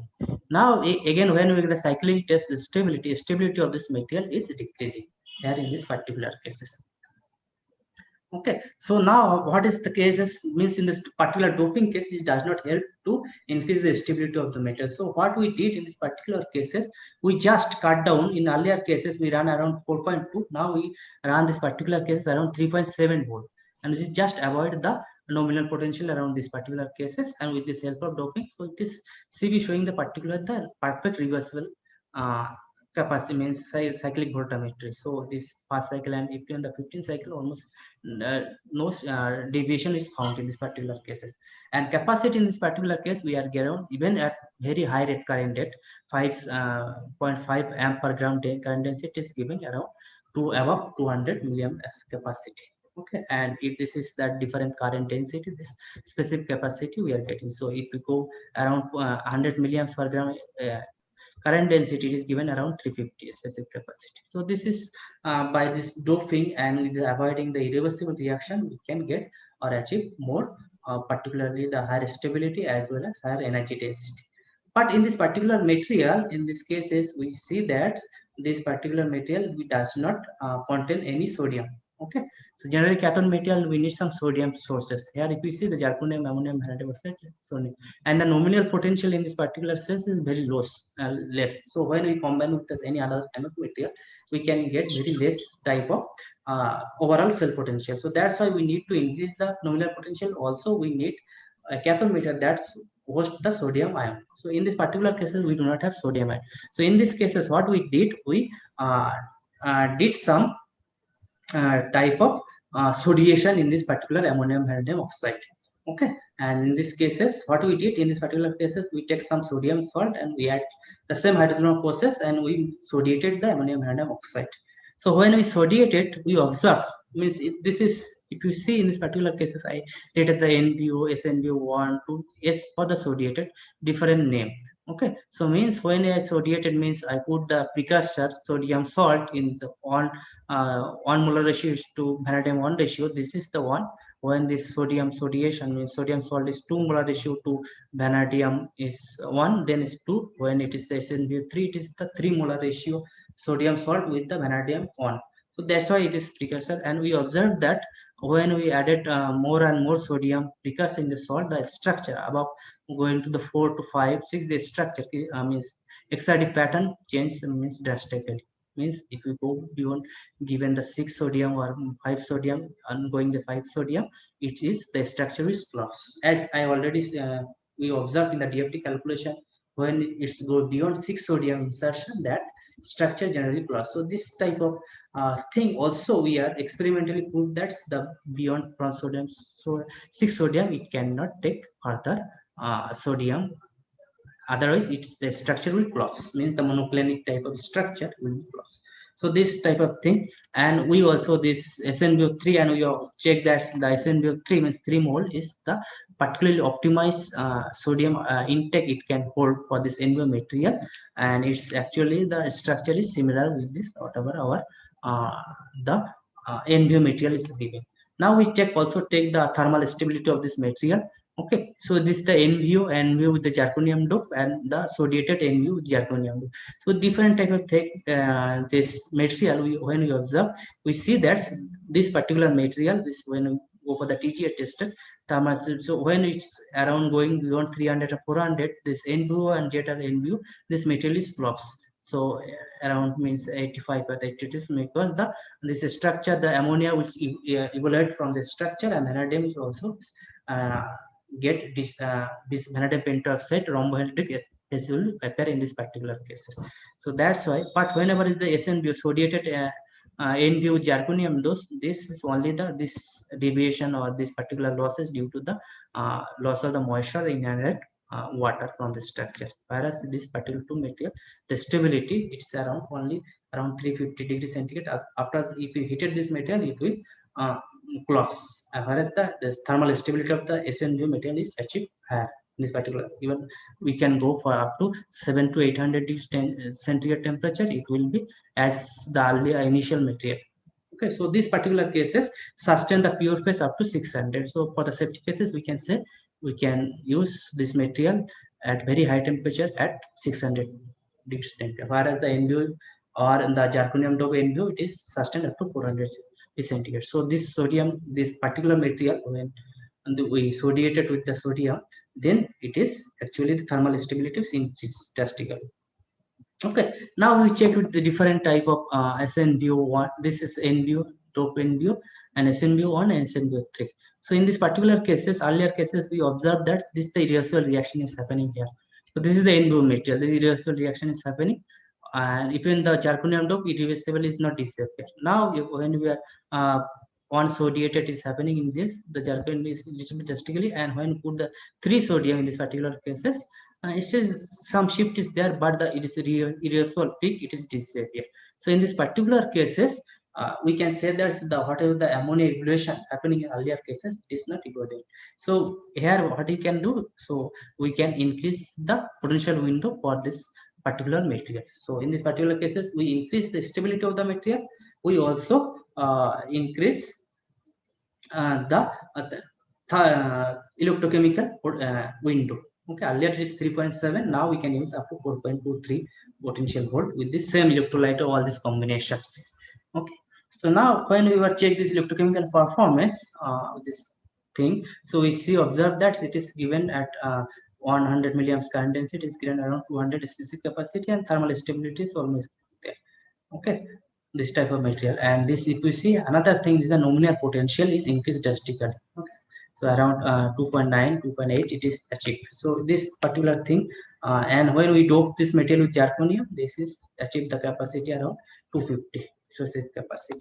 So this nominal potential with this different type of material, we can see that's the initially NVO, ammonium random oxide, this pure material is 2.1, zirconium nominal potential it will be decreased 1.91, sodiated is 2.37, whereas the zirconium to SMU it is 2.8. Okay, and what is the energy density? Energy density here we achieve around N2 it is 441 watt-hour per kg, zirconium is 700, and this sodiated zirconium is above 700. So what are the target or whatever the commercial lithium battery cathode material is providing, this is given almost the similar type of potential in this particular cases. Okay, so in this, what is the summary of this particular cases? And if you see this different type of material in this particular cases, we do not go that. So summary of this material up to this of cathode work, we can say that whatever the material we are zirconium ammonium or zirconium sodiated NVU material, this is given the energy density around 700. Okay, so this is whatever the target is 600 to 760 or 600 to 645 cathode material we are achieving in this particular cases, and we increase the nominal potential around 1.8 to 3.8. This on-board nominal potential we can increase in this particular cases. So that's in this particular cases. Now in this particular cases, we need another anode material to develop this, particularly the full cell in this particular cases. So we take the sodium titanium oxide. This is the hydrogenated sodium titanium oxide. This is the structure is similar type of structure, nanorod type of structure, and we made this material the same hydrothermal synthesis procedure. Okay, and this is when we test this particular thing, and if you see 0.1 ounce string is given around 170 specific capacity. Okay, this particular case. Now if we dope this type of material, it can increases up to 170 or 250 like that specific capacity. Okay, now when we see this particular type of material, what of the observation we see that in this particular cases use first cycle irreversible loss in this particular case. So if you see this particular cases, it is 300 in this discharge capacity, whereas the capacity in this charge capacity if you are getting around 200. So this means 200 by 300. This is the Coulombic efficiency. So general cases it is always what is the past initial capacity is as much means near to the 100%. If it is the loss use Coulombic efficiency, then it is not good for the benefit type of battery. So in this particular cases, if you see this Coulombic efficiency in this particular cases, it is very less, 70-69%, and after upon cycling the Coulombic efficiency increased to 95-98 this percent. So it's the particularly the any type of cathode anode material that has the first cycle use problem is the low Coulombic efficiency, and that is due to the mainly due to the some ACA formation already discussed by Sudeep. So what is the ACA formation, and that also some of the sodium, what is the intercalation in the anode structure that does not come out from the structure. So this leads to the this type of poor Coulombic efficiency in the initial cycle. So that's need to overcome, and when you are combined with cathode anode, so this loss minimization of the first cycle Coulombic efficiency or reversibility should be minimized. So that's type of thing. And for particular cases, what to the approach we did in this particular cases, we take this particular the zirconium dope hydrogenated sodium titanium oxide, and we sodiated this particular material by the just mechanical contact by this one is the sodium metal. We put the electrolyte and then opposite side with the anode electrode, and then we put the contact with them, and we kept the different type time, and during the time, this we allow to give some time to form ACI formation.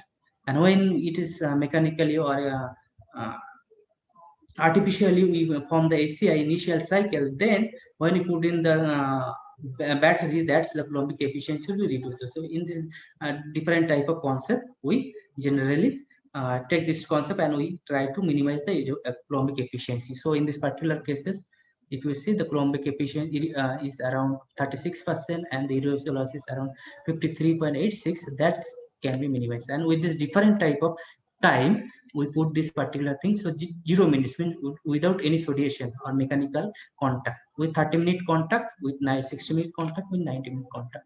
So this irreversible loss initial Coulombic is 53%, Coulombic efficiency 36.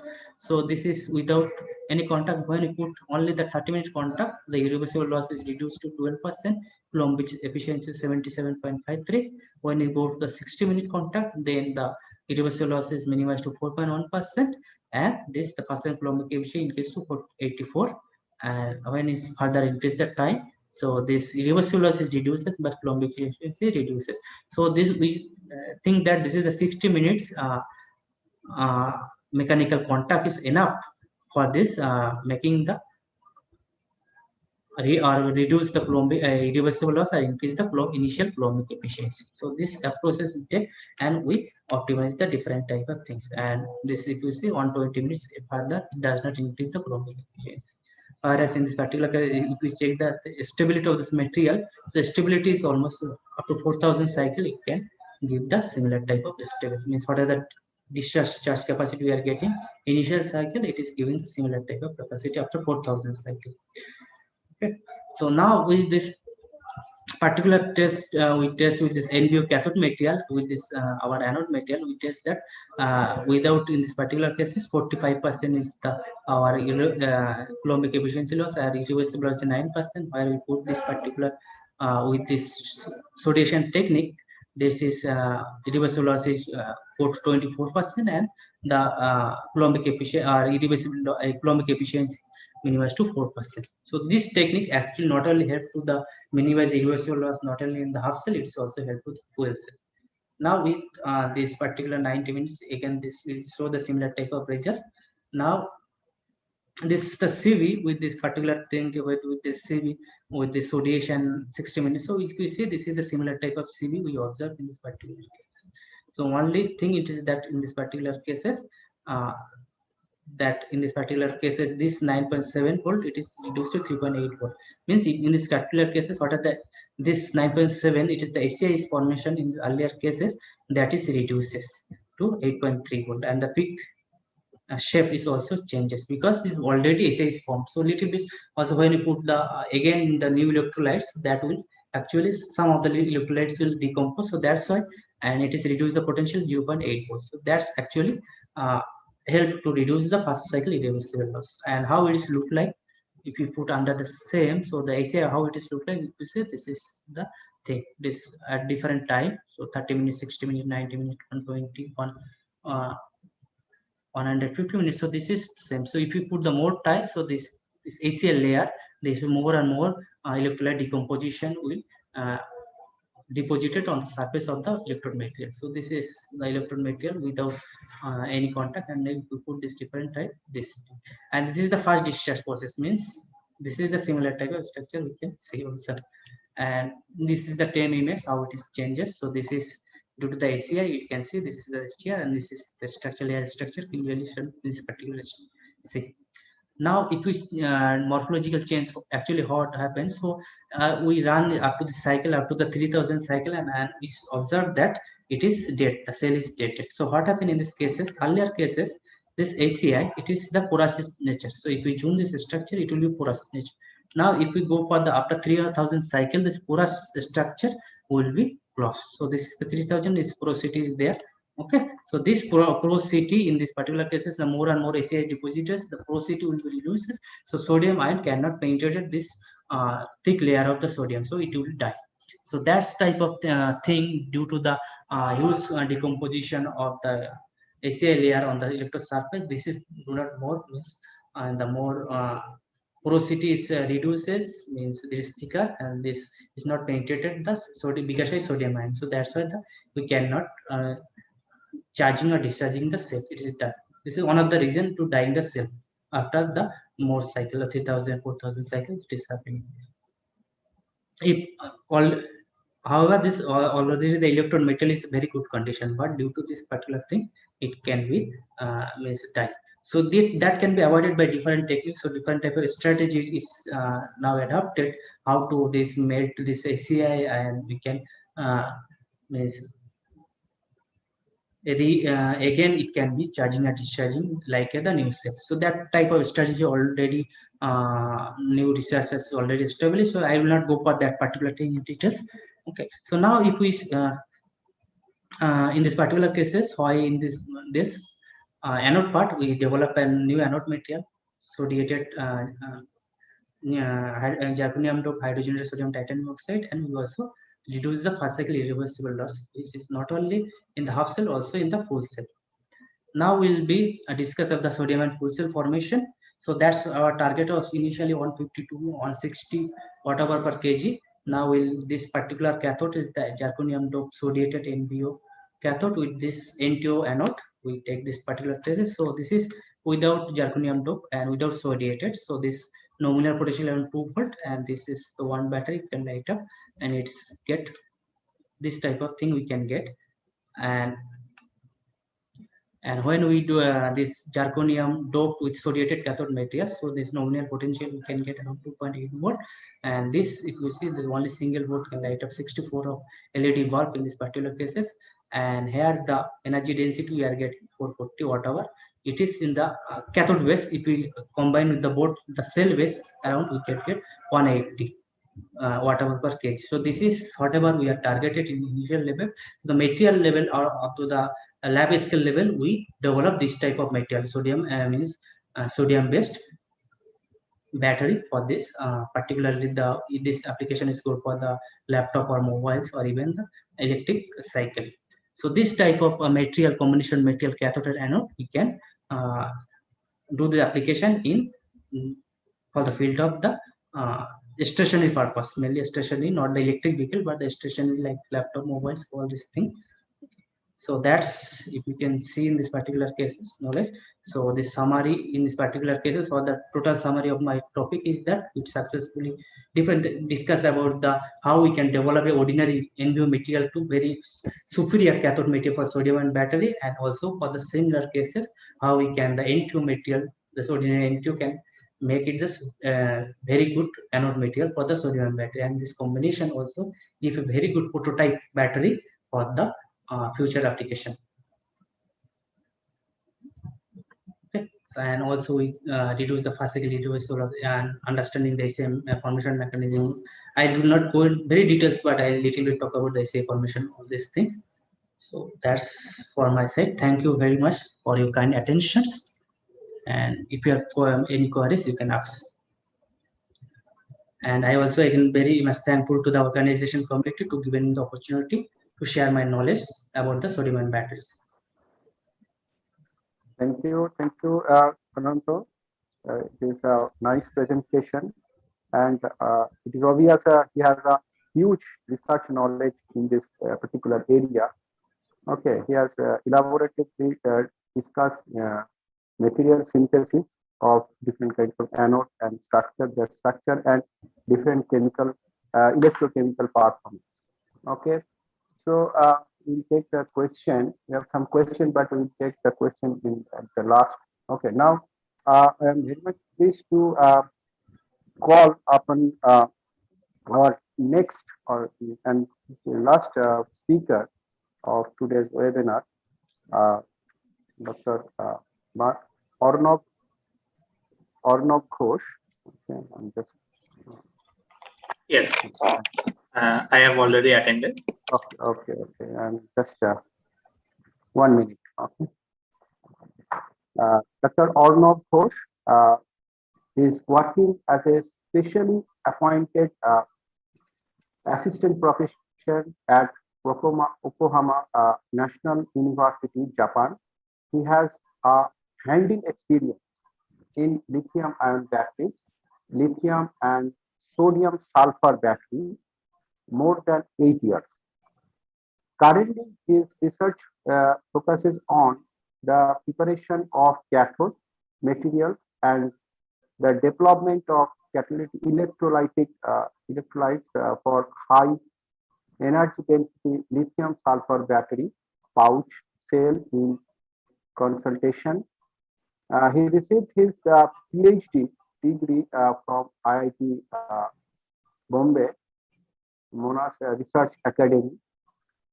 His PhD research work was focused on preparation of various sulfur metal oxide composites as efficient cathode materials and metal anode protection for lithium sulfur and lithium sulfur batteries. He obtained his master's degree in MSc in chemistry from Indian Institute of Technology, Hyderabad. His future goal to develop sustainable lithium sulfur battery pouch cell. I pleased to welcome Dr. Arnav Sarkar, and now we may start. Dr. Ghosh. Dr. Ghosh. Yeah, I can hear you. Yeah. Okay. Thank you very much, Dr. Das, for the nice introduction.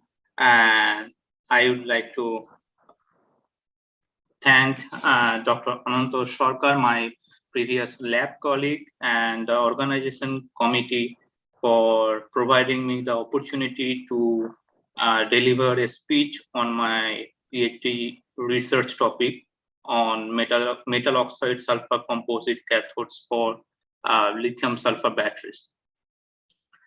So currently I am pursuing my postdoctoral research in Yokohama National University in Japan, and I have been appointed as an assistant professor because I need to take care of some of the PhD students and master students research topic here.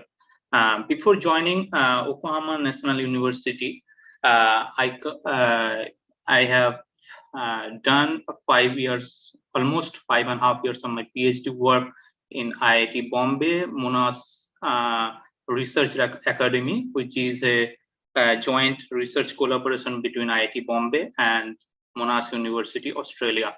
My PhD supervisor was Professor Sagar Mitra from IIT Bombay and Professor Douglas McFarlane from Monash University. So, here in this webinar, I will give a short presentation about one of my PhD research work. So before going to the details, I would like to first show you the, okay, I cannot see the heading.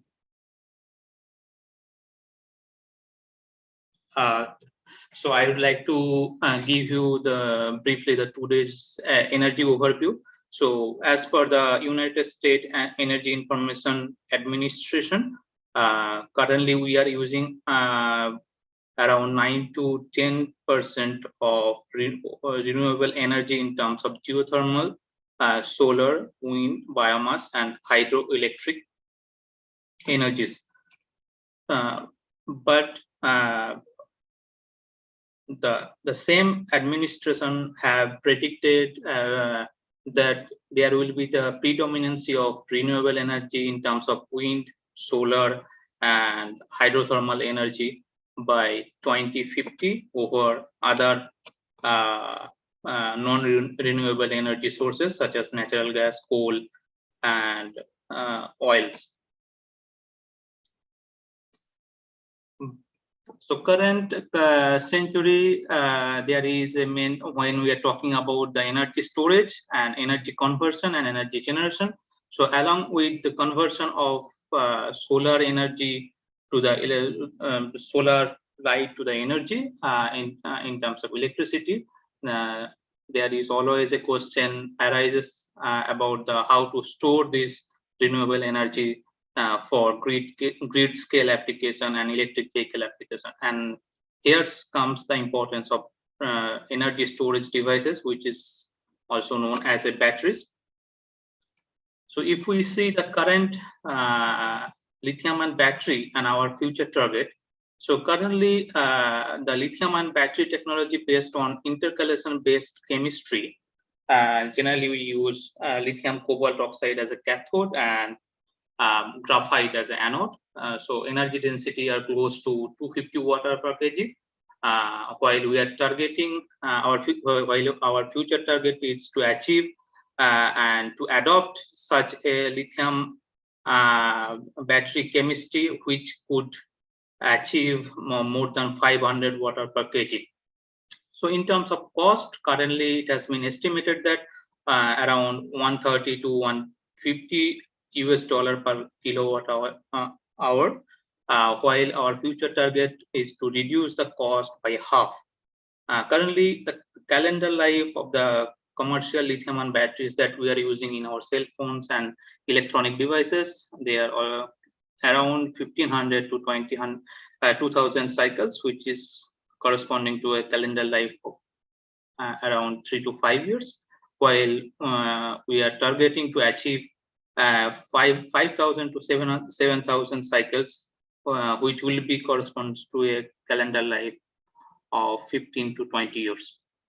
So currently we know that when we need to charge our cell phone or laptop, it at least takes 2 hours to complete the charging process. Some of the cases it might take 3 to 4 hours also. So currently, as per the prediction and by the researcher and the scientist, we are targeting to reduce the charging time less than 10 minutes.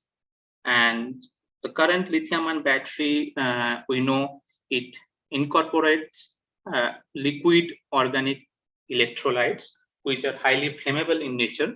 So therefore, the expert has termed the current lithium-ion battery technology as a not safe battery technology.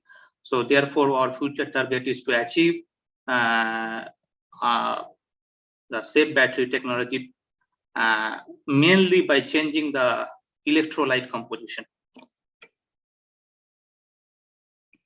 Now, if we see the possible practical energy density based on different energy storage chemistries. So as I said, the current lithium-ion battery incorporates graphite anode and NMC or lithium cobalt oxide as cathode, which could achieve around 250 watt-hour per kg. But when we try to replace the graphite anode with high capacity silicon anode, the combination of silicon and NMC, it would give a practical energy density of 400 watt-hour per kg. And again, if we replace the silicon anode by high capacity lithium metal anode and couple with traditional NMC cathode, this combination will give around 500 watt-hour per kg. And it has been calculated that if the cathode part is replaced by elemental sulfur, the combination of lithium sulfur or sodium sulfur battery could achieve around 600 to 800 watt-hour per kg in terms of practical energy density.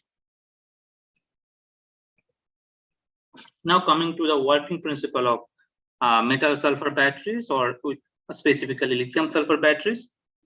So this is the typical structure of lithium sulfur cells, where it consists of a sulfur cathode, liquid electrolyte, and lithium alkali metal or lithium as anode.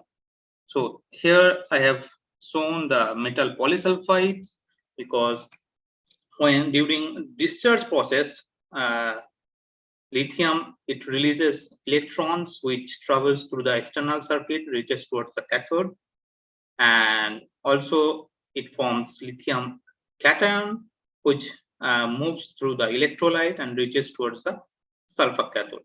So at the cathode surface, what happens when electron and lithium cation combine with sulfur, elemental sulfur, it first forms lithium octasulfide. So this is the first discharge product. So here I am talking about the discharge process. So then the lithium octasulfide progressively transformed to lithium sulfide, going through several intermediate polysulfide such as Li2S6, Li2S4, and Li2S2. Here I have, on the right hand side figure, I have shown a typical charge discharge profile of the lithium sulfur battery. So here I'd like to mention that this is the reaction equation during discharge process, and of course, being a reversible in nature, during charge process, it follows the opposite pathway. And of course, like other battery technologies, lithium sulfur also is lithium sulfur battery chemistry is also associated with some technical issues. For example, mainly arises from the sulfur cathode. So, for example, poor electronic conductivity of elemental sulfur, which causes low cell capacity or low utilization of active material. And of course, this problem can be resolved by using kind of electronically conducting additive, for example, graphene or carbon nanotube or graphite. And the main problem of lithium sulfur battery, which mainly deteriorates the overall performance of lithium sulfur batteries and hinders their practical application, is dissolution of polysulfide into the liquid electrolyte. So as I showed in the previous slide, lithium sulfur during charge discharge process, it goes through several intermediate polysulfide products. And we know the lithium polysulfide is an inorganic material, or we can call it a polar material. And also we know we are using organic polar solvent. So there is a basic chemistry term like polar likes polar. So as soon as the polysulfide forms into the cathode, it immediately dissolves into the electrolyte, because lithium sulfide is nothing but another kind of salt. So this dissolution of polysulfide is unwanted and causes irreversible loss of active material, which leads to inferior cycling stability. And unlike to traditional intercalation based chemistry, where the host material has enough space to accommodate lithium ion, the lithium sulfur battery follow the conversion chemistry. So in the sulfur cathode, sulfur, we know it's not like a graphitic kind of structure. So basically, when sulfur is accommodating lithium ion in terms of lithium polysulfide and lithium sulfide, it has to, the volume of the sulfur particle has to increase during impregnation of lithium cation during the charging process, and during discharge process and during charge process, when lithium ion move out from the sulfur matrix, the volume reduction will occur. So this kind of inelastic volume fluctuation in the sulfur cathode, it causes electrode pulverization, and it could be suppressed by using a suitable binder. So my PhD research work was on the motivation of synthesizing a sulfur-based cathode, which should possess at least possess the following characteristic. For example, it should have efficient electronic conductive material in order to increase the active material utilization, and of course the sulfur cathode should contain some polar additives such as metal oxide in order to trap and restrict the intermediate polysulfides to dissolve into the electrolyte. And third point is it should have high mechanical strength to counteract against large inelastic volume expansion and contraction. So accordingly, we have synthesized a composite cathode made of reduced graphene oxide, sulfur nanoparticle, and Mn3O4 ternary composite. So here I will briefly tell you the purpose of using this, like each and individual part. So RGO was used because of its excellent conductivity. It was anticipated that it will increase the sulfur utilization. The purpose of using sulfur nanoparticle, as I said before, the lithium sulfur batteries follow conversion based mechanism, which is highly controlled by lithium solid state diffusion. So lower the sulfur particle size, higher will be its effective surface area, and lower will be the lithium diffusion pathway. So basically, if we use sulfur nanoparticle, of course, it will increase the active material utilization, or you can say the cell capacity will be higher compared to the sulfur microparticle. And the purpose of using Mn3O4 is to trap the intermediate polysulfide and restrict their dissolution into the ether-based electrolyte.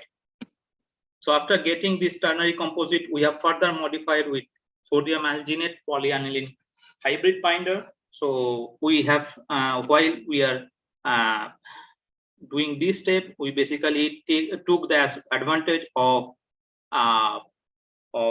conversion of aniline or polymerization of aniline to form polyaniline in presence of sodium alginate, because it was well reported in literature that in presence of sodium alginate, aniline can undergo into the polymerization. So that's how we got the final flexible cathode, and the ACM and TM images shows the each particle or each part of the cathode was three-dimensionally interconnected by we anticipate these fibers are coming from this hybrid structure of sodium alginate and polyamide. So coming to the lithium sulfur battery performance. So figure A is showing the typical cyclic voltammetry of our lithium sulfur battery containing the freestanding cathode. As during first cycle, which has been represented by black color, we observe 3 reduction peak. The first 2 reduction peak is corresponding to corresponding to the conversion of elemental sulfur to lithium sulfide, while the third irreversible reduction peak are arising due to irreversible decomposition of lithium nitrate electrolyte additive. So in lithium sulfur batteries, we use ether-based electrolyte with containing some amount of lithium nitrate additive in order to protect lithium metal, because we know lithium metal, they are being highly electropositive in nature. They easily reacts with organic liquid electrolyte. So therefore, it is always necessary to protect the lithium, such highly reactive lithium surface in practical lithium sulfur batteries. So during charge process, we observe, so lithium sulfur battery shows only 1 peak, which is corresponding to reversible conversion of lithium sulfide back to elemental sulfur. And figure B is showing the corresponding charge discharge profile, which are well resembling with the redox peak observed during the cyclic voltammetry study. Figure C compares the cycling stability of the previous composite cathode containing either containing alginic. Here it should be treated as a sodium alginate. So either containing sodium alginate binder or PVDF. So it can be seen from this figure that both of the cathode maintain the good stability almost till 75 cycles, but after 75 cycles, the cathode containing PVDF, it start degrading, the capacity start degrading, while the cathode containing sodium alginate still maintaining the initial specific capacity for 100 cycles. This actually arising because of the role of the mechanical stiffness of the binder, because we know sodium alginate is a representative polysaccharide binder, and this kind of binder offers several mechanical stiffness through basically through kind of hydrogen bonding. While in case of PVDF, this kind of conventional binder, they are less mechanically stiff compared to such polysaccharide binder. So we have ascribed these differences after 75 cycles to the difference in mechanical stiffness in the binder. Figure D is showing the charge discharge profile of the cathode containing alginic acid binder at different current rates starting from 0.2 ampere hour. So it is corresponding to C by 10 close to, or C by 8. And when we are increasing the current rate 25 times, that means 5 ampere hour per gram, it is interesting to observe that the characteristic charge discharge profile were well maintained.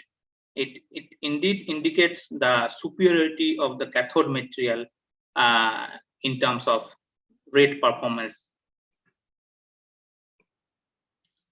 Here we have tested the polysulfide adsorption ability of metal oxide. So figure A is showing the polysulfide solution. So we have chemically synthesized the polysulfide solution by mixing a stoichiometric amount of lithium sulfide powder with elemental sulfur powder. And this mixing and vigorous stirring gives rise to this kind of dark brown color solution. And this is, of course, before adding the Mn3O4. And when we added Mn3O4 in metal oxide into this polysulfide solution and stir it for 30 minutes, you can see a clear solution can be observed. So this actually this is the direct evidence of the polysulfide absorption capability of the polar metal oxide. So we have further characterized the interaction between lithium polysulfide and such transition metal oxide. So here I'd like to mention that here, since Mn3O4 is well known to be a mixed phase metal oxide, so we have termed here as MnXOY. So it is basically Mn3O4. So first we have performed solid state NMR. So as prepared Mn3O4, it contains 2 peak. So one of the peak is matching with pure MnO2 powder. That means in Mn3O4, one of the peak that there is a existence of Mn+4, and the other peak there was no reference in the literature. So basically, based on the previous XPS data of the like we have followed a reference article to prepare our Mn3O4, and based on their XPS data, since they observed Mn+4 and +2, so we have ascribed this peak as Mn+2. So later, of course, we have investigated through XPS also. So interestingly, when lithium sulfide adsorbed MnOx was subjected to solid state NMR study, a new NMR peak was observed, and we know this should be in the oxidation state corresponding to this peak should be in between +2 and +4. But again, since there is no reference literature of solid state manganese NMR, we cannot ascribe directly as a +3. So this can be ascribed based on the XPS study, because we have plenty of reference data of manganese 2p XPS. So before going to manganese 2p XPS, let's have a look to the sulfur 2p XPS. So this is a sulfur XPS of polysulfide absorbed Mn3O4, and we observed that there is a formation of thiosulfate and sulfate, and this could be due to redox reaction happening between Mn3O4 transition metal oxide and polysulfide intermediates. And it has been reported in lithium sulfur battery literature that when such kind of transition metal oxides participate into the redox reaction with polysulfide and forms such thiosulfate kind of compound. It provides additional active sites to further trap the polysulfide through catenation property of the sulfur. So basically, this formation of thiosulfate due to redox reaction between transition metal oxide and polysulfide are found to be beneficial for lithium sulfur battery cycling stability. So coming to the manganese XPS, so the below one is for pristine as-synthesized Mn3O4, which consists of 3 oxidation state. So mainly Mn+4 and Mn+2, and the Mn+3 oxidation state can be attributed to the surface species of manganese oxyhydroxide, because such kind of mixed phase metal oxide, especially manganese oxide, are well known to contain such kind of manganese oxyhydroxide species on the surface, and they basically arise from the reaction between the air, atmospheric air, the outer atmosphere. And now when this as-synthesized Mn3O4 was mixed with lithium polysulfide, so we can see that the relative peak intensity of Mn+3 was drastically enhanced. So this indicates, so from figure B and figure C, we can directly conclude that Mn+3, Mn3O4 being a transition metal oxide, they readily takes part into the redox reaction with polysulfide intermediates in the catholyte, lithium sulfur battery catholyte. So there is the conclusive statement of this work. So sulfur metal oxide cathode exhibited high specific capacity because of effective entrapment of the intermediate polysulfide by metal oxides. And we found that the presence of alginate, mechanically stiff alginate binder was effective to further enhance the cycling stability of the lithium sulfur batteries. The interaction between Mn3O4 as a representative transition metal oxide and intermediate polysulfide has been thoroughly investigated by solid state manganese NMR and XPS characterization technique. And what from these two characterization technique, we found that this kind of transition metal oxides undergoes chemical reaction, or we can say as a redox reaction with the polysulfide to form polythionate complex. So polythionate means S2O32-. So polythionate complex which has been found to be beneficial for lithium sulfur batteries, because the formation of polythionate complex provides additional binding sites to immobilize the electrolyte soluble polysulfides. Yeah, this was all about my talk, and thank you for your kind attention. Thank you very much, Dr. Ghosh. It is a very nice and organized presentation. It has learned us how to make a good PPT. It is a nice to discuss current status of battery, lithium-ion battery, and present and future status. And he has perfectly discussed, focused on working principle of metal sulfur batteries, and he has addressed different problems associated with sulfur cathode battery. Okay, so now we can proceed. We can take some questions. Of course. From our audience. Okay, and both of you, Dr. Sarkar and Sudhir Sarkar also have, and Ananta Sarkar and you can take question. Okay. So first question was is what is the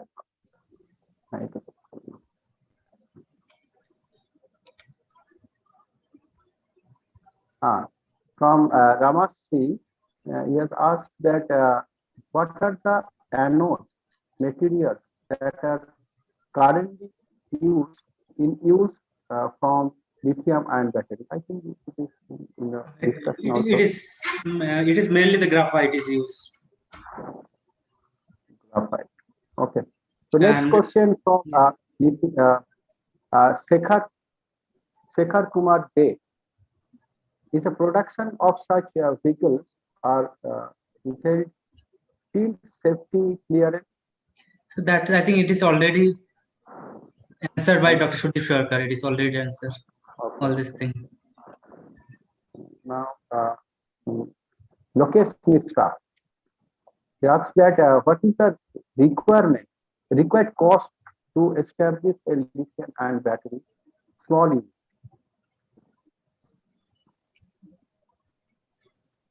Approximate cost to establish a lithium-ion battery small unit. And What is it's depend upon from where you buy the machinery, for example. also So, capacity. yeah, what's the capacity and from where you buy the machine? Suppose you buy a machine from a China for a 100 megawatt, it may be a 15 million. Sorry, it may be a 3 million US dollar, but the same cost may go high if you buy it from a high-end machine from Germany or Korea. So it's depend upon from where the machine is origin and what type of precision you want to build. Okay. Next question from Ravi Kumar. Whether lithium-ion battery to be kept in AC room while operation for EPS? If it is a small scale, I don't think is required. It can be, yeah, it is not required. Next question from another attendee. What is the maximum operating temperature of lithium?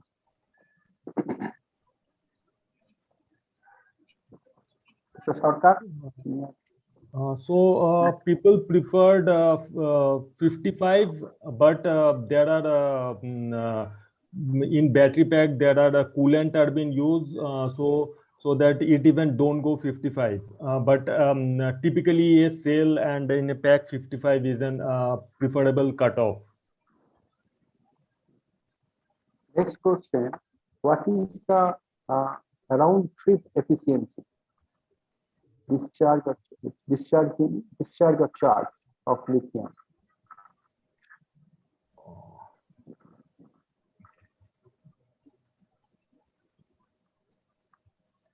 Okay, and go for question. Another question asked by Vivek Singh. How can we come up with engineering solution of manufacture cheaper cell in India? Because small industry and startups still import cell from China, as those are up to 5 times cheaper. These are very relevant question, I think, for Indian people.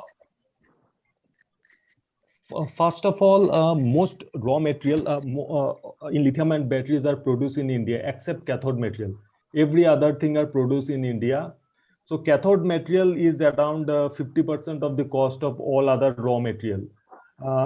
So in that way, you cannot reduce the much cost. But if you improve the processes, for example, people use NMP as a solvent. If you use a water-based solvent and water-based binder, so what happens is that your drying temperature goes down. With that, your operational cost go down. Second thing is that people also use different coating technology like the dry coating. So where there is no solvent is at all used. So the whole machinery capex and the operational cost is zero in that case. So different technology can be adopted to reduce the cost in India.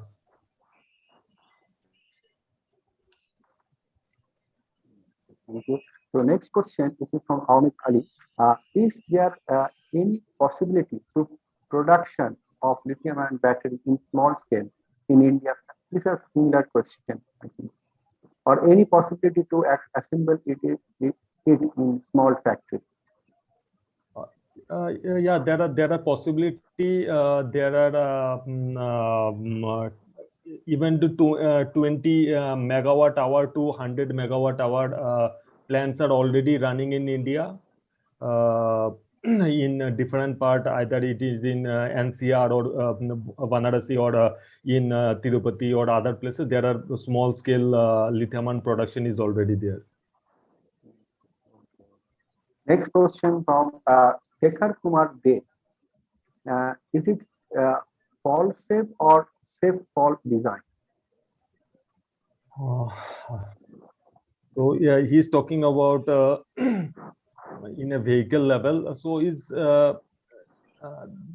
more specific to the management call that I don't want to disclose here, but it is most a management call in and production.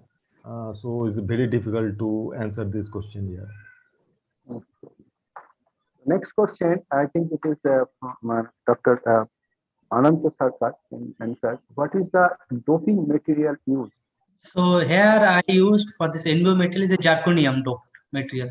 So zirconium hydroxide I used as a doping material.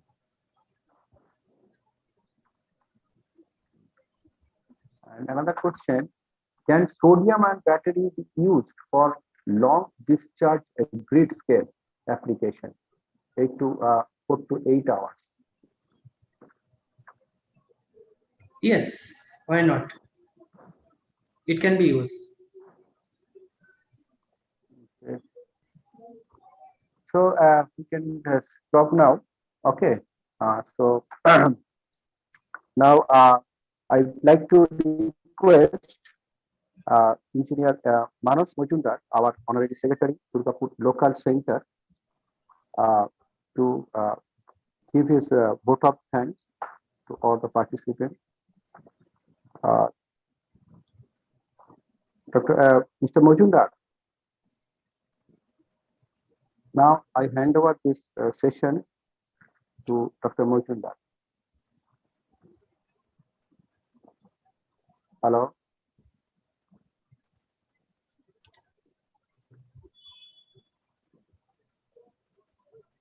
Dr. Ghosh, can you stop your presentation?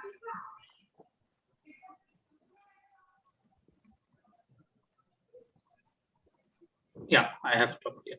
Okay, thank you. Thank you. Mr. Manas Majumdar, just unmute yourself.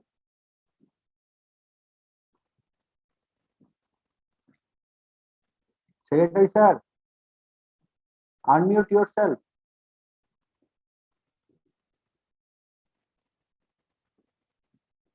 You are muted. Just unmute yourself. You are not audible. Yes, yes. I request. Okay, I request Dr. Mr. Majumdar to deliver his vote of thanks.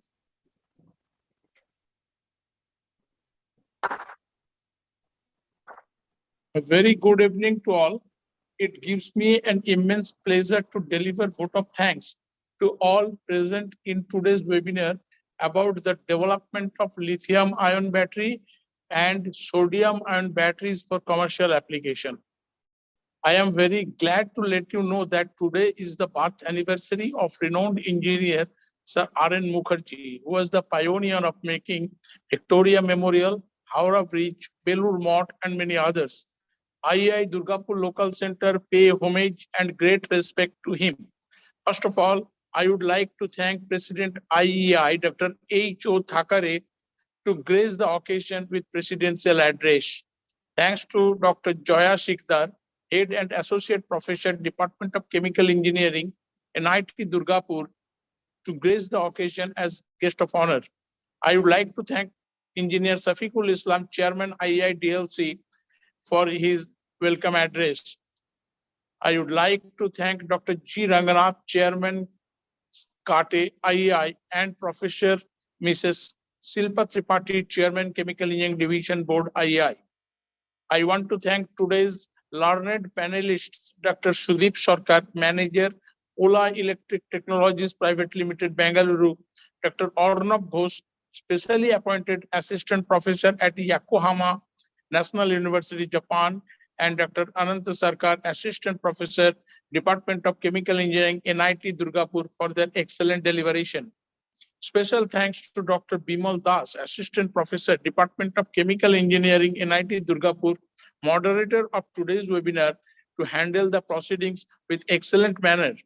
Last but not the least, I would like to thank everybody who have joined the webinar and make the proceedings a grand success. Thank you, everybody. Thank you. Okay, thank you all. Okay, I hope that session has created some thought process among the participants on this particular topic, which is work on going on, as well as the enhance certain new direction to work upon. Okay, thank you very much, all the participants and all the panelists and all the organizers. Okay, thank you. Thank you, sir. Thank you all. Thank you all. Ananta, thank you. Okay, thank you. Thank you, sir. Thank you, Arnab. For very short time, you deliver your presentation. Thank you. Thank you. Thank you for your invitation. Respond very quickly and very spontaneous. Okay, thank you, Dr. Ghosh. Thank you, Sudipda. Very yes, thank you. Thank you. Now you can leave. Okay, thank you. Thanks to all.